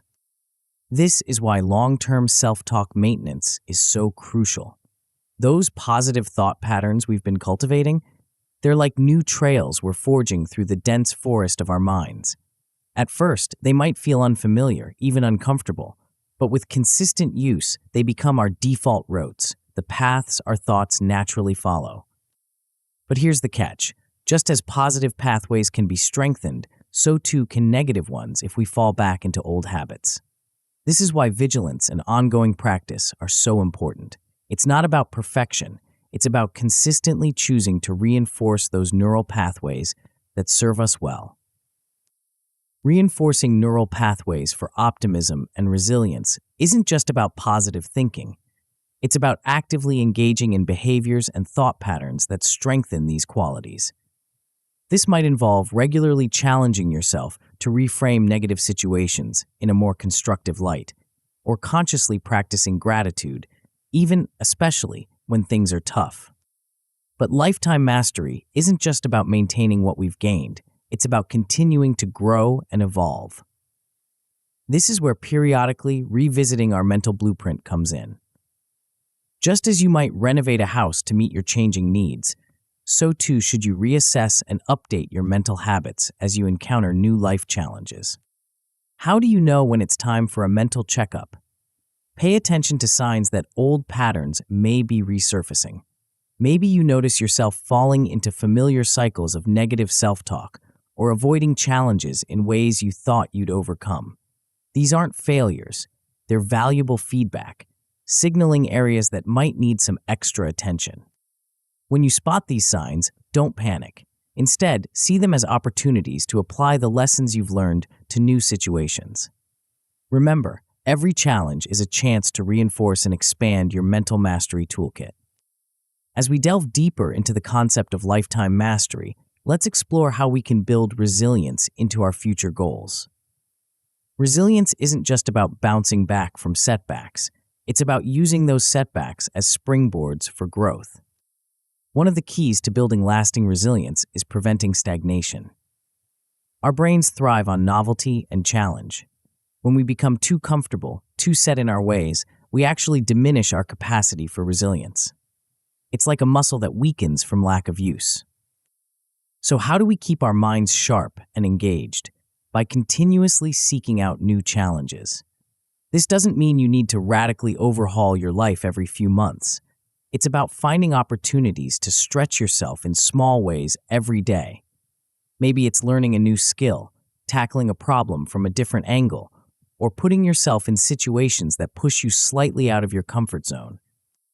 The key is to find a balance between pushing for growth and avoiding burnout. Think of it as a dance. Sometimes you push forward, other times you consolidate your gains. The goal is steady, sustainable progress, not a frantic sprint. This approach to growth ties directly into how we handle setbacks. In the journey of lifetime mastery, setbacks aren't just inevitable, they're necessary. Each failure, each unexpected obstacle is an opportunity to strengthen your problem-solving skills and deepen your resilience. The trick is in how you frame these setbacks. Instead of seeing them as evidence of your limitations, view them as valuable data. What can this experience teach you? How can you use this information to refine your approach? By maintaining a problem-solving mindset, you transform every setback into a stepping stone for future success. As you continue on this path of growth and resilience, you'll find that your very self-concept begins to shift. This is where the real magic of lifetime mastery happens, when confidence and a growth mindset become integral parts of who you are, not just things you do.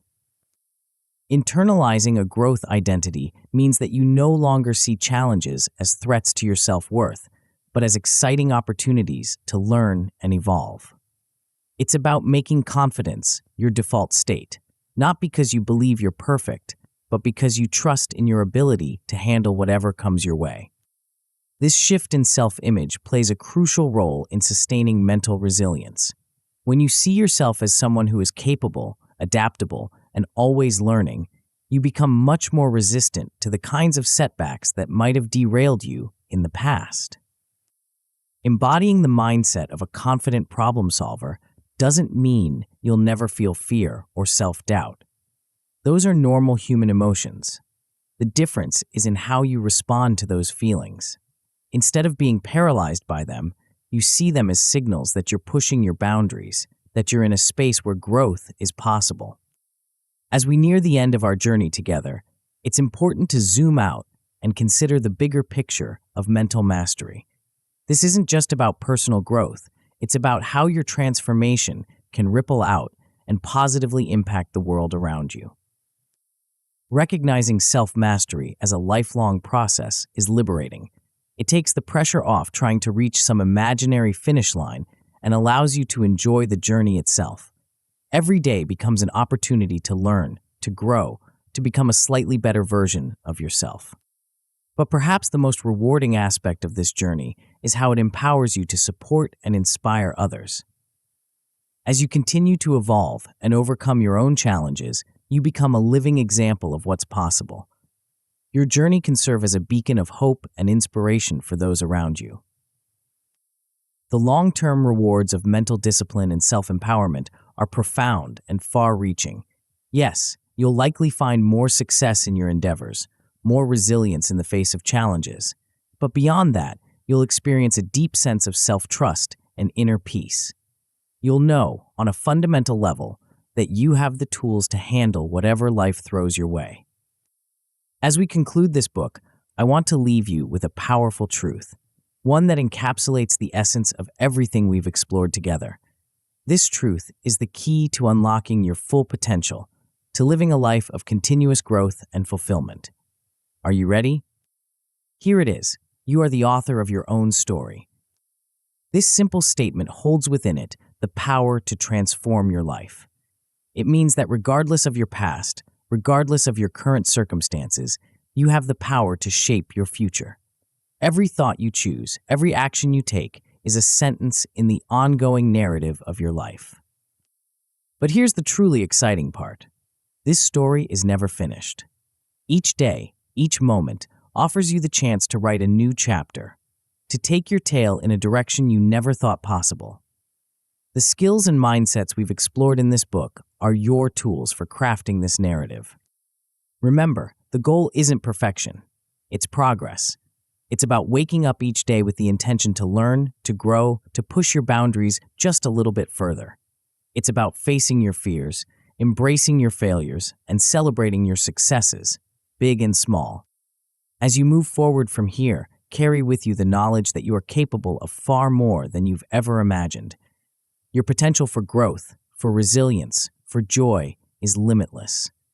The journey of lifetime mastery is one of continuous discovery of the world around you, and more importantly, of yourself. So, what will your next chapter be? What new heights will you reach? What challenges will you transform into opportunities? The pen is in your hand. The story is yours to write. Your journey of lifetime mastery starts now, but there's one more crucial element to consider. As you've learned to master your mind, you may find yourself facing a new challenge.